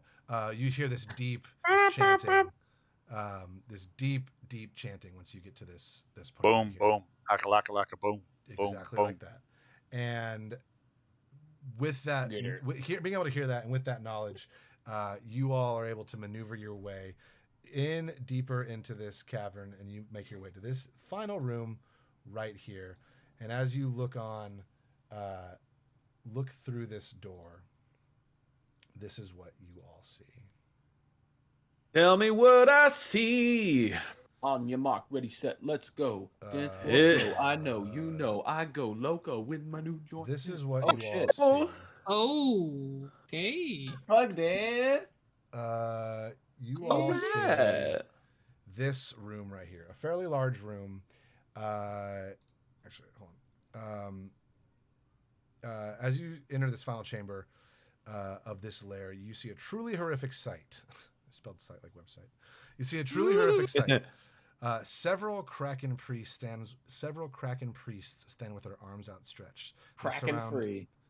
They surround a deep pool in the middle of the room. They are bald and all have tattoos with tentacles, like we described earlier. Crawling up from their spine to the top of their head, ending in the middle of their forehead and by their temples. They all chant in deep voices, saying words that no person should have to hear. Large arcane. We are on an ad break. Just throwing that out there. Ad break, yeah, that's good. We'll get back to it in just a second. Thanks for joining us, everybody who is still here or has the ad blocker engaged. Yeah, that's true. We'll be done in just a second. We're almost done already. But yeah, so let's in the final battle territory here, folks. It's been amazing so far. I said 3.5 hours, and I'm trying to keep it to that. So we're David, you're doing great, man. Oh, it's phenomenal. I'm not stressed. I don't even know what stress is. What's stress? You blessed. I am too stressed to be blessed. Wait. And it's got neck stress too. Oh. I only see in a mess. Oh. Shoo-ba-da-ba-ba, ka-chow. And we're almost done here. Just a few more seconds. Everybody. Hey, looks like we're back. Let's get excited. Everybody. Get stoked. Get excited. Get stupid. As I was saying, you all enter this final chamber and you see this scene. There's a pool in the middle of the floor that has these large, what you can only assume to be Kraken tentacles emerging from this like pulsing arcane symbol. You see several of these, very similar to the ones that you fought in Widow's Bluff. You see several of these Kraken priests and Kraken cultists standing with their arms outstretched, and they're all chanting. In the back right corner of the room, you see 3 like shark humanoid folks. You see some Sahuagin, and they are kind of guarding these 3 large cages that have what look like several dozen, if not hundreds, of civilians and other folks in there. You see, that's what you see on that side. On the back left side, you see a very large serpentine green dragon lying kind of motionless. You see this dragon's eyes are completely black. You see the dragon kind of twitching a little bit as there is a very large, evil-looking, the boss Kraken priest standing in front of the dragon, holding a big staff that has, looks like it is the same color as the dragon's eyes. There's a got it. Boss crack. Yes, the boss crack. The only other, so you see the dragon in the left corner. Ran, I guess we'll just say it, spoilers. You see the villagers and the pirate crews in the back right corner, and you see several Kraken priests and cultist fanatics. Well, it might not be a spoiler, right? I mean, might not be. Because I might recognize that Rand is the exact same color as Silverhand, right? No, actually. No. Oh, okay. Because what you see Rand. Rand is a green dragon. And the reason you know it's not Silverhand is because you see your captain actually being forcibly removed from one of these cages. No. I meant the same color. No, I made the assumption that the coloration was the same no. on the Silverhand. I Okay. can understand why you would say that. Got it. Ran is like a dark emerald green. Got it. Silverhand is silver. Well, that's okay. For Rafolio, Oh, silver. they're he sees it and he goes, "Oh, of course, it's the same color." It's the same thing. That's what happens in his head. Boom, At first, that's the way it goes at first, and then you see your captain getting dragged out of one of those cages very forcibly by one of these Sahuagins, and okay. she is dragged and kind of put. Oh, on everybody's still hiding, right? Yeah, so Everybody's still I'm stealth. basically just describing all this before. Okay. Like, everything is Before I walk in, Yes. because everyone's still hiding Yes. and going to take advantage of that. Yes. Okay. And the most important thing you see here is as Silverhand is as your captain is grabbed from this cage, she's forced down to her knees, and this Sahuagin looks like he is about to strike her, or cut her, or hurt her in a pretty bad way, because he like raises up one of his this like big dagger, and you see the water is both red and black. Got it. And you're not exactly sure why. I mean, you can assume why. It's blood and ink. And that's what you guys see in front of you. As I'm going to put you guys on the map here. Yeah, should we do take a quick giveaway break? I'm just looking at the amount we still have to give away. We still have a lot. I was going to get unless whatever you think, Dave. Whatever you at think. at the end, but if you guys want Okay. to do this, No, now's the perfect time for a giveaway break. let's do it. We could do like 2 or 3 because we do have a lot. I'm gonna slip away from one. Yeah, do what you gotta do. Okay, cool. So I mean, we have quite a few to give away still. I was just trying to keep it towards the end, but we can do this now if you all want to. Wonderful. So let's finish off these dice envy dice, and then All right. so. The next ones we are going to give away are these ones right here. This is a very foggy bag, but I'm going to show you all. These are called Orc Blood dice. Ooh. Matte Wow. colored dice. Whoa. Very, very cool looking. I've not rolled Looking any of these pretty dice. good. I was going to make a joke that I've only ever rolled 20s on these dice, but I would never do that to someone else's dice. So let me quickly set that up. Virgin dice. It's like olive oil, right? It's like super extra virgin. I'm always like, what is that? It's such a weird. Also, I just discovered something that I can do, and I'm Uh-oh. very excited to do it.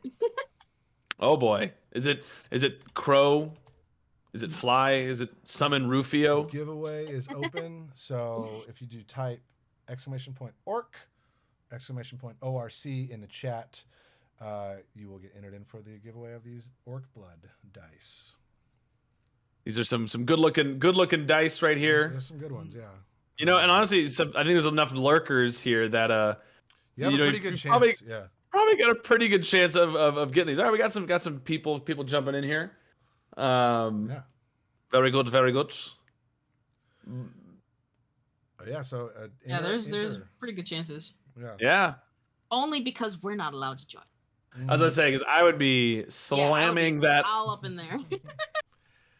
Like, give me these dice. I need these dice right now. I know. I'd be all up in that business. All right. So we'll call this one here.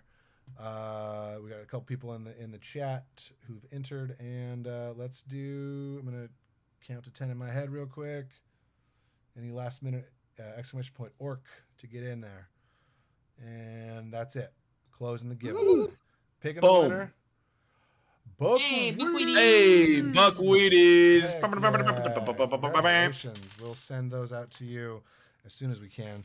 The final 2 here, folks. Final two. And then we'll get back to this final fight. These ones I think have the funniest and best name of any dice I've ever heard of in my life. These ones here. Is it the cheese grater? No, these are Pumpkin dice. pumpkin dice latte dice. Oh boy. Oh, they're Dice so envy. pretty. They're very pretty, orange and sparkly. That's what. I love it. So let's do latte. Latte. Is that how you spell latte? Yeah, LATTE. I want that one. Yeah. All All right, and hey, maybe you get a chance to win this one. So enter Bob Ross.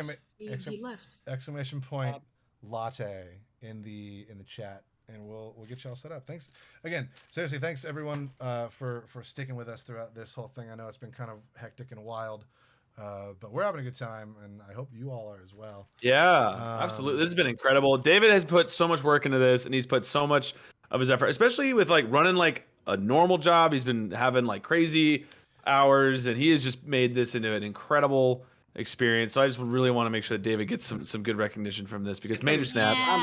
Major snaps. Later, but I appreciate it. All right, and anyone else want to get exclamation point latte up in this joint Come right on, everybody join.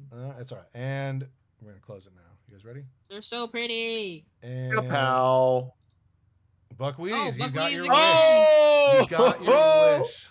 Ooh. Dang. And the last one's here. Then we'll get into this final fight, and then we'll get some. Buckwheaties out here winning all the giveaways. These dice. Let me just double check the name here. I mean, they did us a solid. They did. They did. They donated a lot. They deserve it. So absolutely. The final of the Dice Envy dice to give away are called Party Down.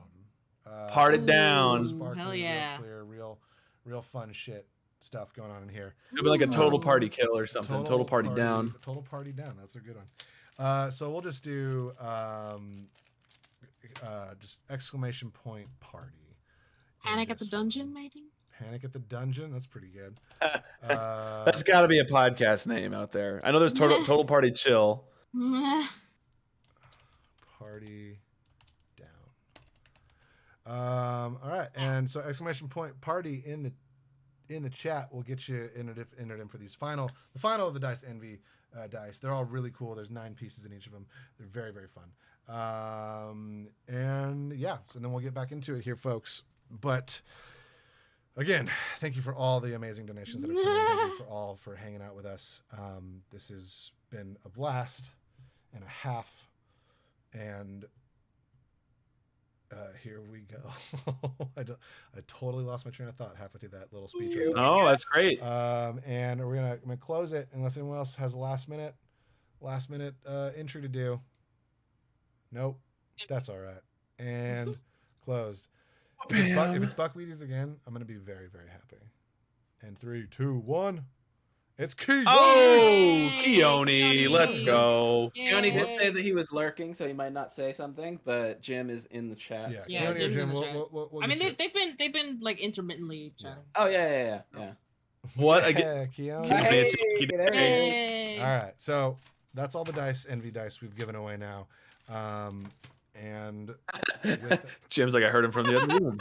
Without further ado, let's jump into this fight here. So, actually, hold on. You guys, no one's seen you yet. You are hidden. You're at the entrance to this room right here. You see the villagers being sacrificed, being donated as ingredients to this big spell. You see what you think is Ran off in the corner. You see these cultists chanting. You are all unseen. Maybe you guys are the enemy, the evil. What are you all doing? I will give you a surprise round before we do this. Huvo is probably going to go try to, if possible. So where are we entering from? Are we entering from the bottom? So let me bottom get right. you on the map. I'm sorry. I'm still learning how to do all this shit right here. Oh, you're doing great, man. You guys are here. You guys are all right here. Very good. Very good. Hey, I'm gonna try to go and help those prisoners out. Maybe I can get that one with the big staff. And so, how far away is that? It's decently far.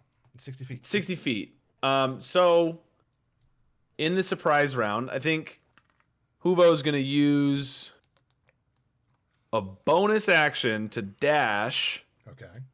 And then, like... Nice. And hopefully... Just coming in hot at one of those guards. Okay. Just like... So, and just also jumping and like... what I'm gonna do here is So there's three. I love that. Do that. But there's three things you guys can interact with: the priests, Okay. the guards, and the dragon. I'm gonna give you guys 5 rounds. Each time you interact with one of the 3 groups, it'll add time before the Kraken is summoned. So each thing is. So we could lose here very easily. You very easily could lose if the Kraken gets summoned. You guys are absolutely fucked. I'm sorry, you guys are absolutely screwed. All right. So basically, what I'm saying, you guys, I should have explained that before. You have 5 rounds. If you start doing things, interacting with the different groups, it will add time to that round because you're disrupting the ritual. Sounds good. So, Huvo, I'm gonna say with your surprise round, you get past all the guards and you get face to face with this Sahuagin over here. Man, I wish I don't know how to ping. I think you just hold the left click button. Yeah, you just hold the left click button. There it is. Well, I'm still in draw mode. Hold on. Stop drawing. Stop it. Stop that. Stop that. There we go. So Hugo, you make your way all the way over here. You're now face to face with Sahuagin. That is it for your first. All right. Well, you have a whole round. Well, I used a bonus action to dash. Yeah. So then what So then I can hit. I can use my action to stabby let's stab. have you hit. Does he have an ally within 5 feet?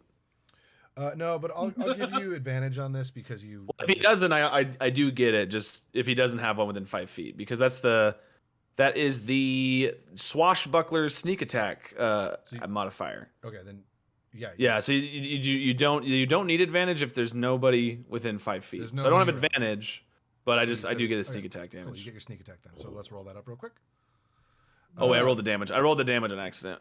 The Sahuagin armor is also 13. I got a 13. There we go. Nice. Right, cool. Roll the damage, and then we'll get to the next. All right. Next folk for your. That's 6 plus 19. That's 25. What now? You hit a huge chunk of this Sahuagin, and he very much notices you. Turns around and is like,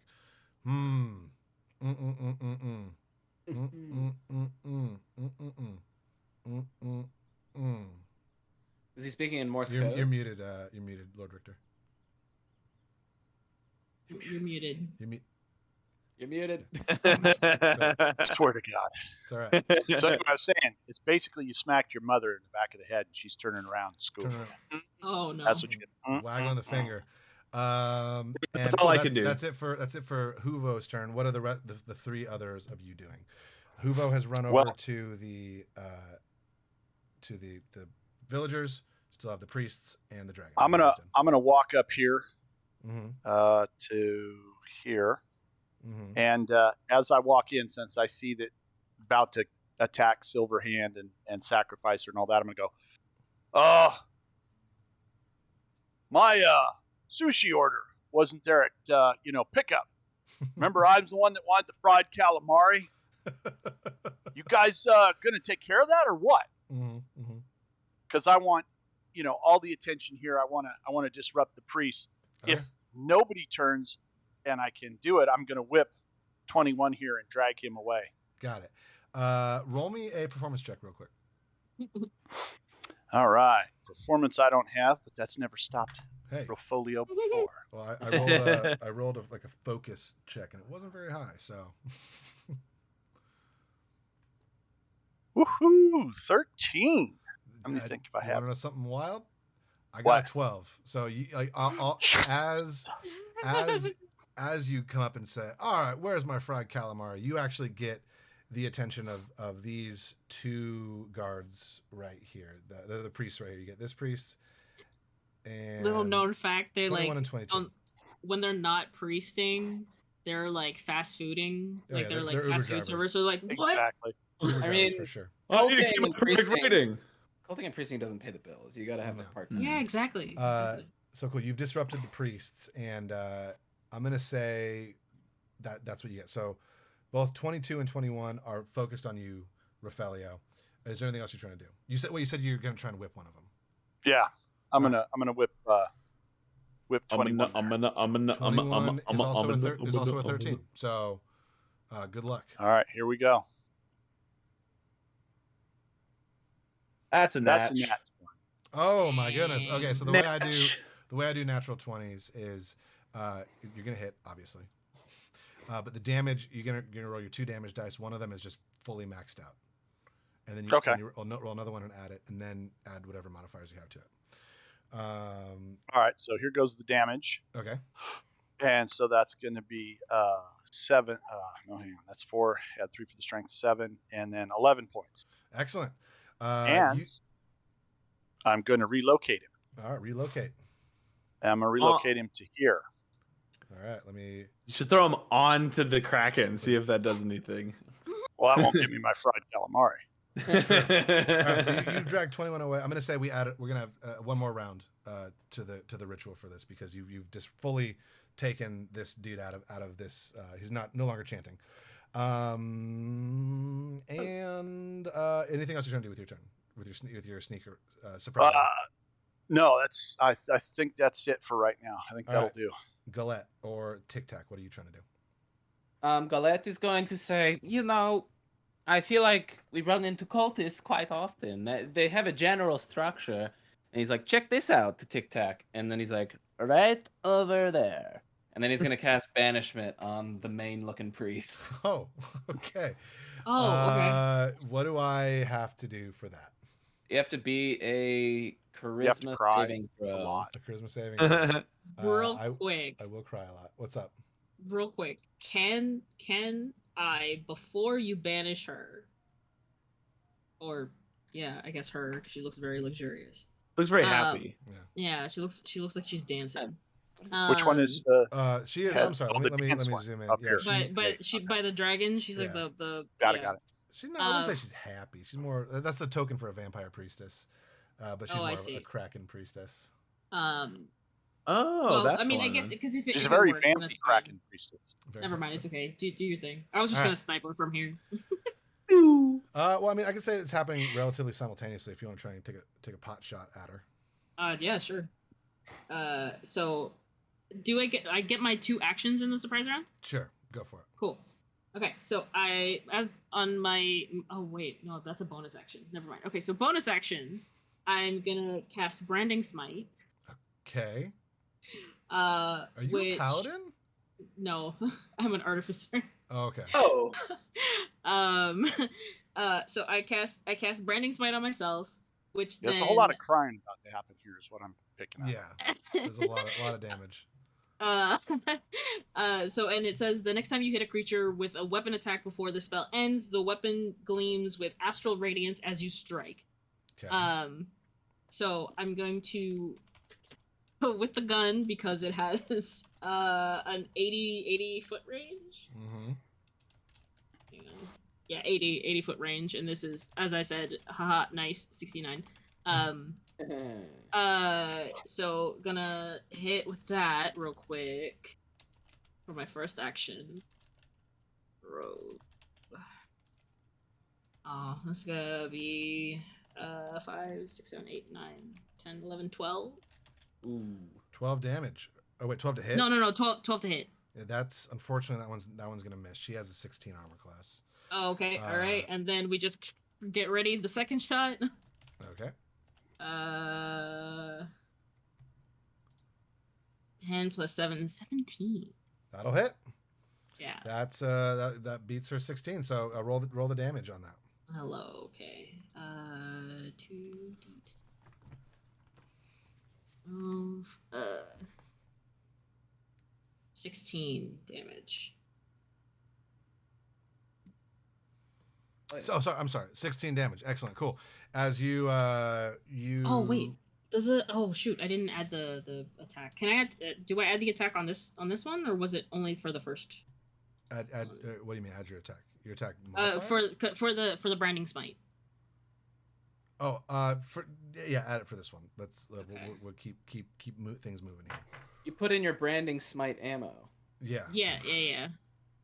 And that's an 8. So that's. What was that? I can't math, dude. I got it. Don't worry. I'm keeping track of this Excellent. Cool. You did a huge hit on this Kraken priestess who has now noticed you, and you don't like that. But then we got to do the charisma saving throw. Goes up. Yeah. What do I have to beat? 14. On charisma saving throw, that. Toad. You said a 14? Yeah. I got literally an 8 plus 5. Oh my What does god. that mean? Not shitting you. 8 9, 5 10, is 11, 13. 12. That's 13. 13. That is Hey. one below Yeah, what I can't math. It's fine. Hey. My brain is turning to cottage cheese right now. So all of a sudden, as Galette is like, you know what, look over there, shoots off banishment. This Kraken priestess gets just like shot and it's just like, and then bloop, gone. Nice. And the room Hey, goes. one thing that got mentioned here, it looks like we might have a magic surge left to Yeah, roll. I think we have one left. We do. Don't we? We might. I don't know. I mean, well, I'll gladly do it. I don't. Okay, let's do it. Let's make it happen. And we were winning. Yeah, you were winning, and then all of a sudden, yeah. Okay, so We had to win them. Sorry, guys. I'm gonna roll a I think d4. so. I'm gonna roll a d4 right here. So, LordRichter, you're 1. Andy, you're 2. Christian, you're 3. Nox, you're 4. Okay. I'm 1. Y'all ready? That is a 1. No. Oh, Jesus. on the you asked infinity for it. die. Yeah. All right, roll that d100 real quick. Oh, I got to roll. Sorry. That's all right. Yeah, no worries. Looks like a mighty 36. A 36. That's probably a good one. Oh, wow. It's actually potentially. Okay. Roll me a d10. All right, D10 it is. 3. All right. This isn't as bad as it could have been. You, all of a sudden, you just feel all your joints and your bones and your skin and your hair and everything just start to like get a little more tired and a little more like, oh man, this hurts because you just aged up 3 years just in an instant. So how old was Rafaelio? I don't know. I hadn't set that. I would imagine. Was he 3? Is he now 6? No, it wasn't 3 gone to 6. I would imagine he was probably early 20s. Okay. So yeah, like, not a huge like difference for you, but like you definitely feel older. Really, if you're gonna miss any years, you're mid 20s. Yeah. Really, you just feel the looming milestone of getting to 30. Just sneak ever closer. You're like, oh no, here it comes. Okay, so the as Rafaelio ages and the Kraken priestess disappears, the entire chamber goes kind of quieter, and now everyone has noticed you and is all now looking at you. How long does banishment last for? Concentration up to 1 minute. Yeah. Do I get to save, or I'm just gone? You're gone. So is she native to this plane of existence or a different one? She's native to this plane of existence. Yeah, then you banish the target to a harmless demi-plane. While there, the target is incapacitated. The target remains there until the spell ends, at which point the target reappears in the space it left or in the nearest unoccupied space. Got it. So here's the thing. Let's roll initiative, first of all. I have a shit ton of initiatives to roll. But I'm going to take out the Kraken, the boss, because the boss is just no longer going to be part of this fight. And then other things are going to happen that are exciting. But so let's see. Let's get the 4 of y'all's initiative first, please. I got a whopping 8. 8. Ooh, 19. I got 18. I got a 5. Oof. What did you get, Nox? 18. 18 and got a 5. Okay, cool. So the Swagins got a 17. Swagins got a 17, and the Cultists got an 18. Oh boy.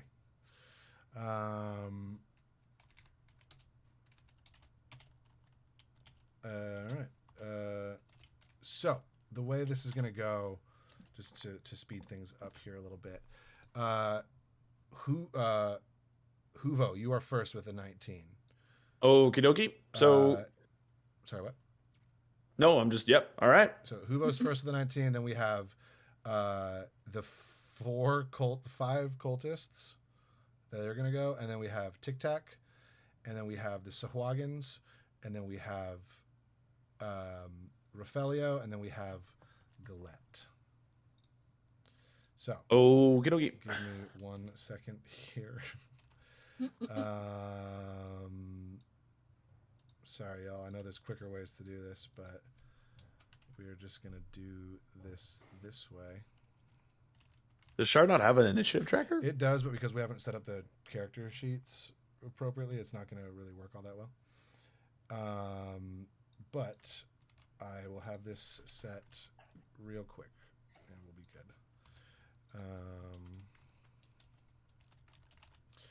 And then we got Rafelio and Cal. All right, cool. So, Huvo, what are you doing first? It is your turn first. I'd be stabbing. I'd be just stabbing the man right in the face. The one that you Let's already go. attacked? Yes, sir. Boom. I keep doing that. Oh, that is to hit. So that's 16. 16 will hit the Sahuagin. All right. So I'm rolling the damage. That's 9 plus the swashbuckler 6. That's 25 damage. Ha cha cha cha cha cha cha cha.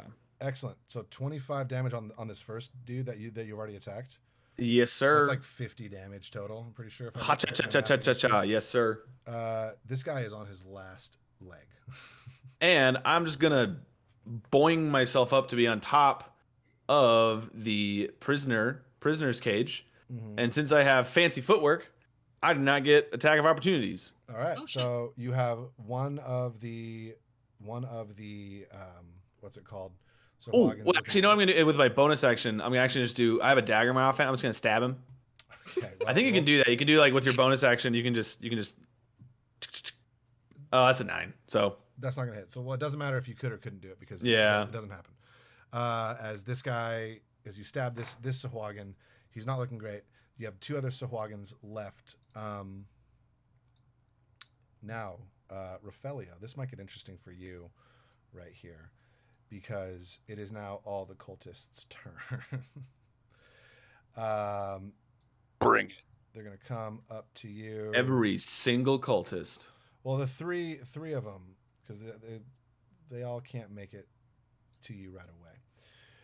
So the first couple are going to just keep it simple right now. They're just going to take dagger attacks at you. They're like, we don't like how this went down. So they're going to take. I wouldn't like it either. I mean, to be honest, if our positions were reversed. So that's 1 hit, 2 hits. So of the 6 attacks, 3 of them hit you. Okay, of 6 attacks, 3 hit me. Let me see. The one of them is a crit. Oof. Okay, Yeah. well then. I don't want to kill our first guest. That's okay. You got to do it. We'll see. We'll see. All right, hang on. I'm going to use a superiority die Okay. to parry the crit. Okay. Sounds like an excellent plan. So here comes my. There we go. Oh no. So the crit is going to be 10 points of damage, which is not a lot, but it's going to be 10 points of damage. Oh, okay. I fend off 3. Okay. So 7 points of damage to you, and then the next, the remaining 2, 4. And do any of these guys trigger? Oh no, never mind. I already used my reaction. Never mind. So then total with the remaining 2 attacks, that's going to be another 12 points of damage. Oof. Coming at you. How you feeling? I'm at 21 to 46. I'm hurting. Okay, you're hurting. I mean, I'm not out. No, but I'm hurt. No, you're never out. As Tic Tac. And I ache. You, For some reason, I ache. there's just some weird stuff going on. Oh. Just some chicanery going on as you're taking hits. The chanting has stopped, but the tentacles are still kind of writhing and coming up. And Tic Tac, it is your turn. You see the vampire or the Kraken priestess is banished. So I'm just gonna hide her real quick. Boop, gone. And this guy isn't supposed to be here. I'm gonna delete this guy. Hold on. What are you doing? Tic Tac. You got vampire priestess heading out. Your friend Huvo is off fighting by himself, fighting a bunch of Sahwagins. Your friend Rafelio is getting hurt as he's getting surrounded by these cultists. What are you doing? Folio's just going out there like a hero. Yeah. Ooh, okay. There's so many things I can do. There's a lot. This is a big fight. Yeah. Okay. So I will. Let me see. 10-foot cube. No, I don't make him difficult. Cause is there a way to like measure here, or is it just like each squares? I think if you just click and drag. No, if I click and drag, click. So up at the top left, there's a magic wand icon. Click on that. Ah, yes, I see. Fail token. Fail cube. Like, Yeah, Sam, we are in the boss fight, so things have gotten let me see. serious. I see. Okay. Things are real now. We were just sort of guys in a boat before. Well, guys and a girl bird in a boat before, but now we're brothers in arms. Yeah. We're brothers and sisters in arms. We're siblings in arms. Siblings with arms. Okay. Siblings So with arms, exactly. I am going to make a 10-foot cube, or a 10-foot like area of grease. Oh, very cool. So they need to do dex saves, or fall prone. These two right here. And anyone who enters this cube. I mean, I was gonna put it here so that I could hit everybody, but you know, what's I the don't wanna you know. I have a 14 and a 9. I don't think the 9's gonna make it. The 9's not gonna make it. The 14 does. Okay. But it is difficult terrain now for them. All right, for cool. whoever So saved. I'm gonna say 20 is prone. I'm gonna add a condition. Okay, and then I will once again cock my gun. All right. And I'm gonna aim for the one who's not prone. Okay. To see if we can make him prone. Ooh, 18 plus 7. Yeah, that's gonna hit. Yes. And then 10s. 11 plus 4, 15. 15 damage. Points of damage on this one here, as these are a little bit weaker dudes. You've taken a huge chunk of this one's health off. Good. And cold-blooded bird. Really not looking good. It is very bloodied, as you cold-blooded murder bird over here, just shooting their shit. So yeah, excellent. Yeah, that's what you do for your turn. As we go back to oh my goodness, thank you, Search Monkey. Oh.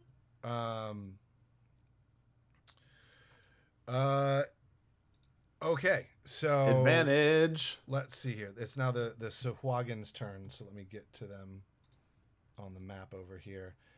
They're obviously all, so they're gonna stop fighting Silverhand. They're gonna come make attacks on you, Rafelio, Huvo, and they're not gonna be able to do a whole lot against you here.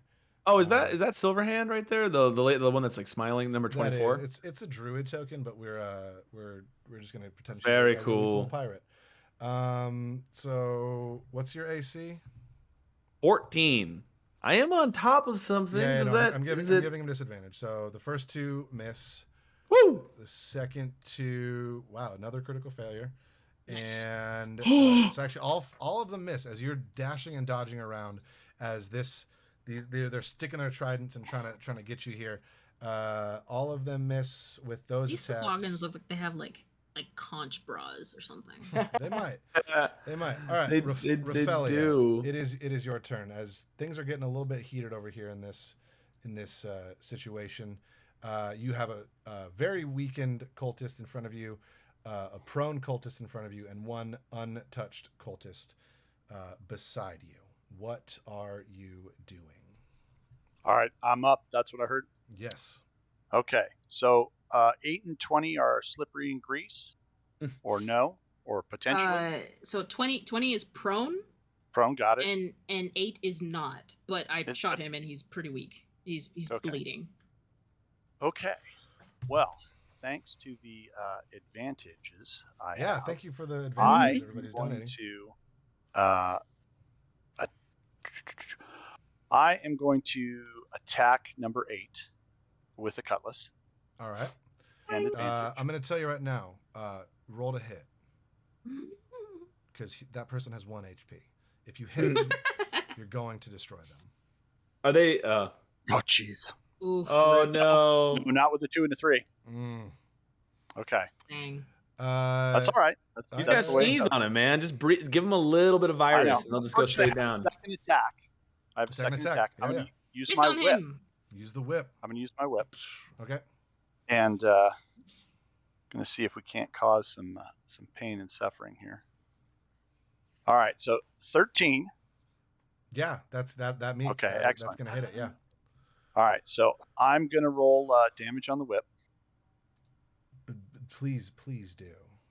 which is Right. going to total out to 7 On the prone boy or the one who's on 8, the really weak guy. Yeah. Oh yeah. You. Okay, Like No like problem. a hot knife However- through butter. Okay. I have the whip and I can reposition him. You can. So now that he's just, a limp body that I'm repositioning, I would like to reposition number 8 into number 21. Okay. Hey. Boom. He's a Done. greasy boy. I've moved number 8 over to number 1 or 21, and I'm gonna say that's gonna give you a little bit of cover because you've just like whipped that dude right in front of him. Okay, and Mm-hmm. I'm going to use my action surge. Woo-hoo. So I can take an additional action, which means I can then, if I understand correctly, I can take an attack action, and because that's one action, You can take even though I have multiple attacks in you can that take attack 2 more action. attacks actually. Yeah, because you take the Right. whole. Yeah, exactly. Okay. So then I am going to cutlass that guy Okay. with advantage. It's a 12. I think that's too low. So here it goes. All right, there we go. There we go. All right, so now we got the big hit on him.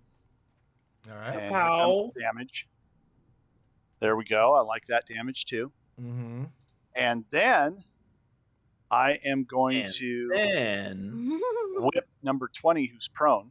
Uh-huh. And so 9. I don't know if that's going to be enough. That one's He's not prone. gonna be enough. Not enough. Okay. Well, that stops Slippery. Yeah, Yep. it's too slippery. that. Just slid right off. So you just damaged. How much damage did you do for the one that you hit with your cutlass? All right, here it goes. I thought I rolled that, but let me. You did. double It check. was. The shard is Eight. slow for me right now because I have about 4,000 windows open right now. Okay, 8 Oh. points. 8 points. Yeah, 8. Again, these guys are a little bit weaker because there's so many of them. You do a massive amount of damage to this one. And you're slicing, you're dicing, you're whipping. It's kind of sounding like a Renaissance fair or something over by Raphaelia. Are these are rocks here? Just to the Yes. whatever it is. Yes. Okay. The terrain is just a little bit rocky. It'll be. Can difficult I to move go. up on top of those to Of course. get Of course you can. high? Of course you can. I Move will do yourself up that so I can get higher terrain What and did beat them down since they're coming at me. there. Excellent. And So, as my turn ends, I'm gonna say, seriously, it's this hard to get fried calamari? I come on, man. If you don't want me to have it, don't put it on the menu. I'm gonna give you inspiration for that just because I like that. Nice. DM inspiration. Okay. So Leave now, one out, Galette, I'm gonna need you to take your turn. Then we're gonna do something kind of fun here. Okay. So what do you got for your turn? So I'm first off curious if banishing the person with the staff that was affecting the dragon did anything. It's And going then- to after your turn. Okay, I was gonna, because then if that isn't actually, or if I don't need to do anything else more with that, he was gonna fire off a fireball at the center of the Kraken spell thing. I would say Just just to do be do that. Just do that, and let's just see what that does right there. Just do it, baby. That's what Galet's gonna do, because he's like, I wonder if I could disrupt the spell circle. And that's gonna be my last spell slot, but it is 96. And I don't know, Dave, is he dexterous? Sure. Can that dodge? The Kraken? Yeah, the half summon Kraken. No, not really. He's kind of stuck into that hole right there. So it's a dex save if I'm not mistaken, right? It's a bunch of dexterity involved.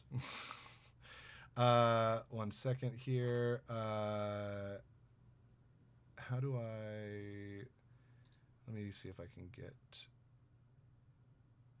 Whatever. I'm just gonna say you are able to attack the Kraken, or do some damage on the Kraken. Then cultist number 21, cultist 15, and a silver hand over there. Gonna have to make dexterity saves too. Ooh. Unless you are careful spelling it. Well, here I can. How big of a fireball is it? Yeah, just It's all big. It's all that. big boy. If you want to maneuver. Bada bing, bada boom. Yep, it Sure. would get all those folks. You could. Unless you want to position it somewhere another way. Nope. I can move it. Whoa. Yeah, that's what I was gonna say. Like you just move it. Cool. So here, actually, that and would then- get all three of these cultists and the Kraken. So I'm gonna do some dex saves. 34 is what I rolled for damage. So either they Kraken- take half or all of it. Kraken misses. Cultist 1 misses. Cultist 2 misses, and cultist 3 passes actually. So that'll be half damage on 15. Okay, so you said 30 damage. 34. 34, damage. yeah. So the Kraken takes a huge whop of the damage. All these cultists are dead. Okay. Get 'em out. Dead culties. Good. Well, good job. okay. That's going to add a lot of time to your guys' tracker here. Even with this one, what's half of 30? Yeah, this one dies too. And what I'm going to need from the 4 of you is I need you all to make me wisdom saving throws. Uh-oh. Am I wise? I'm not gonna lie, this could go really bad. Yeah. 15. Well, 15's good. 4, baby. 4's not good. Oh, Yeah, it's mod very 8. 8's not good also. I got a 5. 5's not good. So this is unfortunately what happens as all of a sudden just this like force kind of shakes this entire foundation of this room that you guys are in. All 3 of you, everyone in this room except for Christian, except for Galette, is knocked prone. Also, you guys black out momentarily, and Christian, Galette, we're going to enter into your little mindscape here, as a voice speaks to you, and the reason it doesn't knock you prone is because you understand it as a voice, not just a force, not just like a wall of force, basically, and you get this sense of rage and anger and betrayal and fear and pain just roiling up, and you feel these like mind claws just grab on and wrap around you, and all of a sudden the only thing you can see in this room is the dragon, and the dragon, even though its eyes are still black, it speaks to you and it says, "What is happening? Are you a friend or are you a foe?" I might be a cousin. You get the sense that Rand is looking over everything that's going on, and they're like, "Oh no, looks like Manathos is almost back. Tell me, are you a friend or are you a foe?" Oh, definitely friend. Definitely friend. Okay. We're trying to kill these guys. Roll me a persuasion check. Boy.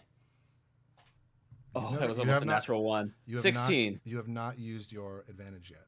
Also, Okay. The 16, I feel kind of good. Should I feel better if I did an advantage? I mean, Shit. do the Yeah. advantage. Oh, that's a 16. Okay, so 16 total. You add them together when it's an advantage. You get you get the how do I phrase this here?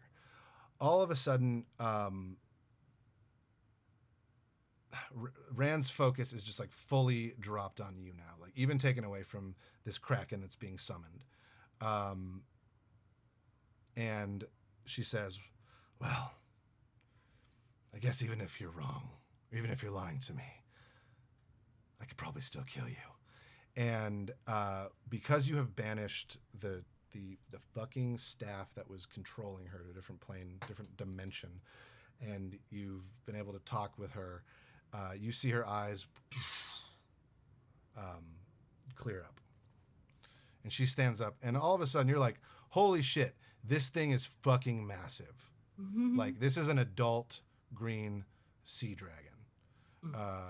And she looks around the room, and she's like,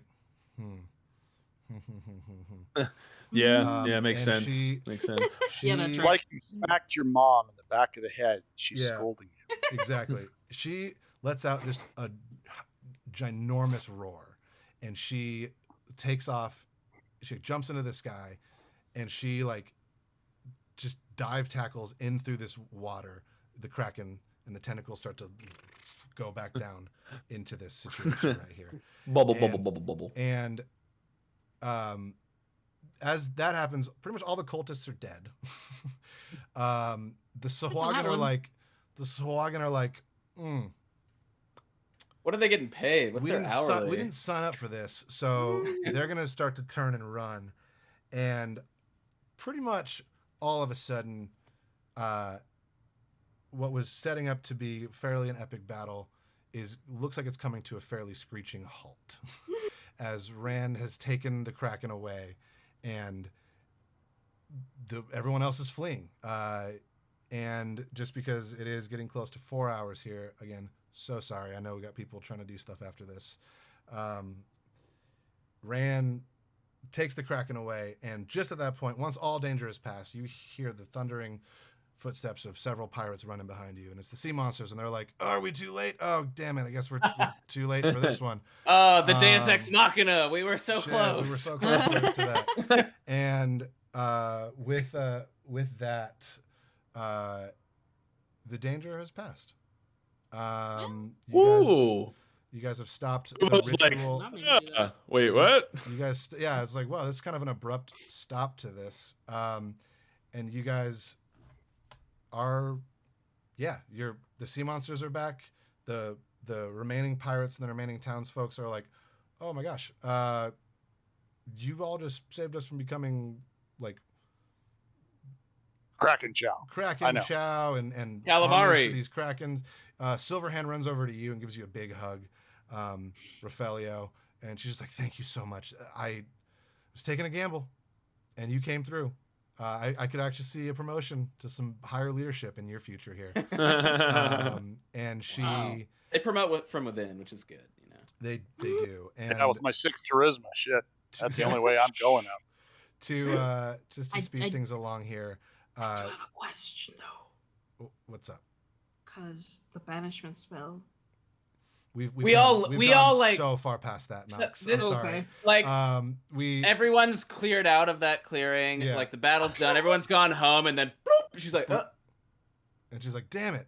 So basically, Aw. what I want to say here is, I have one more thing to do. You guys have saved Widow's Bluff. You've saved the Yay. crew of the Crimson Ray. And what is one final? How do you all want to end this adventure? What would be one scene you guys would do on this situation? Galette would 100%. When there, I'm sure there's a big celebratory moment in the town of Widow's Peak, and he's gonna make just a massive pot of soup, and enough that it's like it's delicious. It feeds everyone in the towns and all the different pirate crews, and it's just a big party, big food party. Tic Tac will cast pyrotechnics Ooh. for the party, and fireworks appear. Love it. Uvo finds a new passion for hat making, and he goes and creates an apprenticeship with the old man making hats, and his hats just get bigger and bigger and bigger as he gets older and older and older. Love it. Rafaelio, how are you ending this? I'm gonna see if Galette's making calamari because I didn't get that order. Love it. I didn't realize I'd made the order, but you know, I just got talking about it so much. I want it. So. Excellent. And just to wrap this up, the sea monsters go back to the sea monster. The crew of the Crimson Red would go back to the Crimson Ray.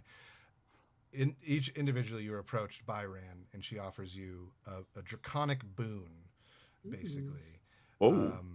She awards each of you her frightful presence, and so once you guys can cast basically draconic, like you have a frightful presence if you need to. And she says, if you're ever in this area again, you all you're always safe in this part of the world. I'll do my best to protect you. And with that, I think we're gonna end. Wait, there was one other thing. Nope. I think we're gonna end. Giveaways? Well, I'll do that. I'm gonna let you guys go because I know you guys have something you need to get to. So I will handle these giveaways. But thank you all so much for coming out and supporting in such a massive, amazing, huge way. Yeah. My God, you guys. It's been. Thank you. We set a bar, and you guys just smashed through it. Like, Yeah. don't you guys know what bars are for? Yeah. So literally, thank you all so much for hanging out. I know it's been a while. I know it's been a long one. I know it's been fun. And again, you guys have absolutely crushed these goals. I know people have real life responsibilities they need to get to. So whoever needs to dip, just head out, and I'll kick you out of the call later. Well, I have about 10 minutes, so I can jump through some of these giveaways. Love to see who wins and stuff. Yeah, I'm sorry. Yeah, we have got some things going on. So, but we can crush these giveaways. We can make it happen. David, phenomenal job. I have been so happy to be here. I've been so happy to be part of this, and this was a really cool. Can we really make cool story. TikTok canon? I really like TikTok. I think this is all. I think this is all technically canon. Oh, okay. Okay. I just really want to love give a TikTok. big, huge thank you to the man of the hour, Lord Richter. Yeah. Thank you for joining with us, rolling with us, and just instantly sort of getting the vibe of the group and meshing so well. It was so fun to roleplay with you. Huge thanks. Huge thank you, Lord Rafolio was Richter. wonderful. Rafolio. All right, what's the first giveaway? Oh yeah, absolutely. Yeah, thank you all. I just would like to thank all of you for being silly enough to offer up a guest spot to play with. No, you did Because if you did hadn't wonderfully. made that mistake, you wouldn't have been stuck with me. Not at all. You know what, Lord Richard? Let's do your giveaways real quick. Actually, no. I want to hold those for last. Let's do the dungeon in a box. Yo, Yeah. this Yo, one's sick. cool. I'm entering this one. I don't care what Same. any of y'all So, say. For all of you who don't know what Dungeon in a Box is, Dungeon in a Box is a monthly subscription to a all-in-one box you get in the mail. It has like a 5 to 8 pamphlet adventure. It comes with maps. It comes with minis. It comes with literally, I've been subscribed to them for like 2 years, and they are amazing. And they have graciously been willing to give us a giveaway for this. So if you all enter in the code !box, you will get an amazing little little box here. It's going to look like this. Oh, it's so cool. Comes in a box. You get their patented skinny minis, which are these flat, super well-designed miniatures. Oh my god. Ooh, mommy, what's up? Books. Yeah, there's a lot of cool shit. Oh, mama, what's up? Get the !box in there, and we'll make this happen. All right, I'm in there. I'm in this giveaway. Oh my god. If Andy wins it, I'm gonna throw hands. Yeah. I'm gonna be like, that's right. I'm gonna just keep it on my shelf for weeks, for months. Yeah. Anyone else? Last few seconds here. Anyone else trying to enter? Pokey. We got more. There Oh, we go. Patch is in here. Patch. Oh, All right, Patch well, is everyone gonna win. else- That's it. Uh-oh, Pat. Sorry, everyone. Patch Yeah. joined. Yeah, Patch won. All right, I'm gonna close this one, y'all.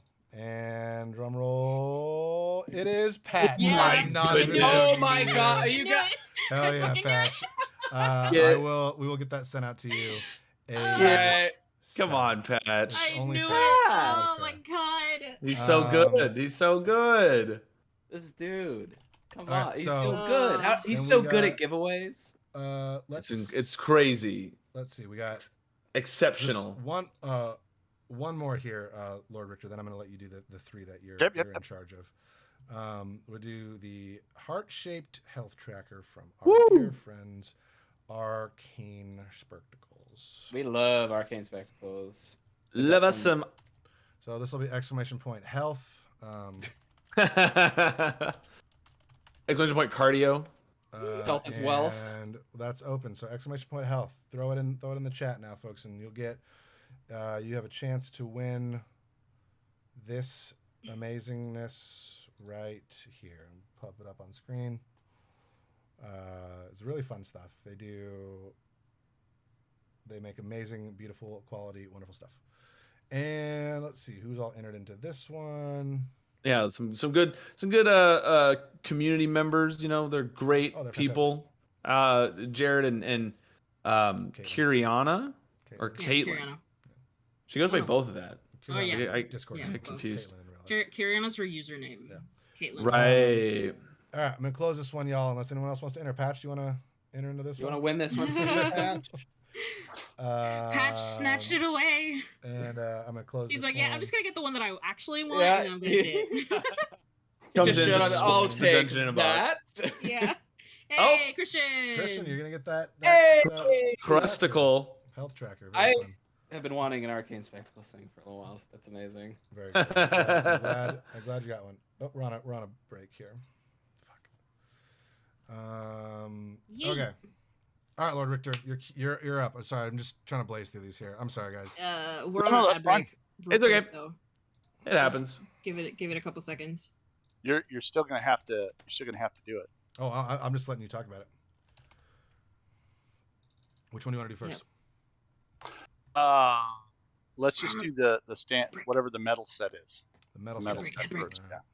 I know.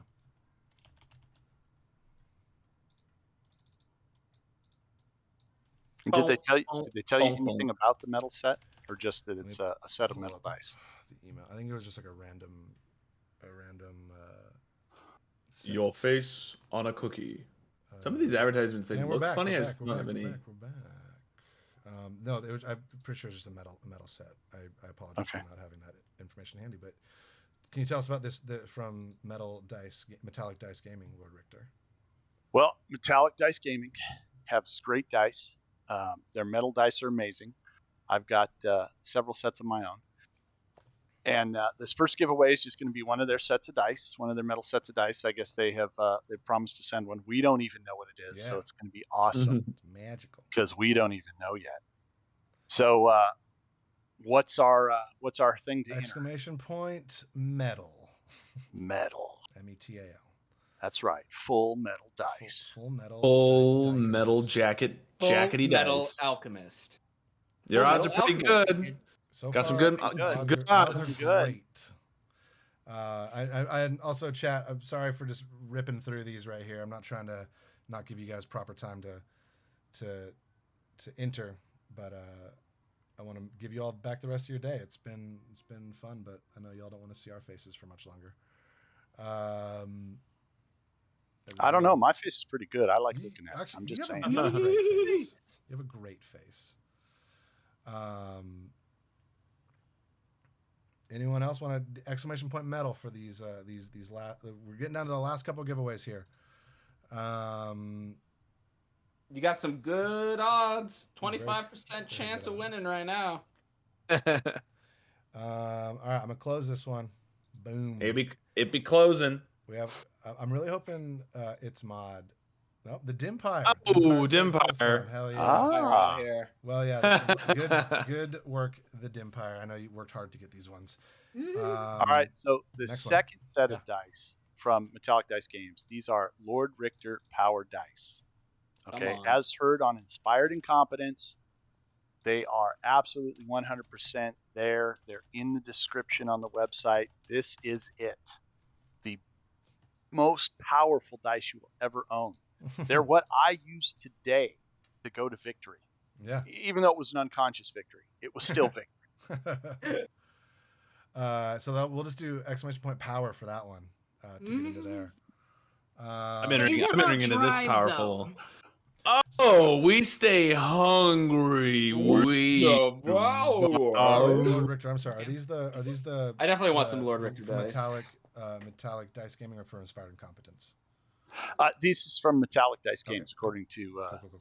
what you secured there. So MDG. we have one misfit metal dice. Is that what that is? That's Yes, what I'm that talking is. about. Oh, okay. Yeah. Why not? Oh, we got a Well, couple no, of I new was folks just entering wondering here. because like the titles were different. Yeah, So I was just Yeah, looking at the sheet.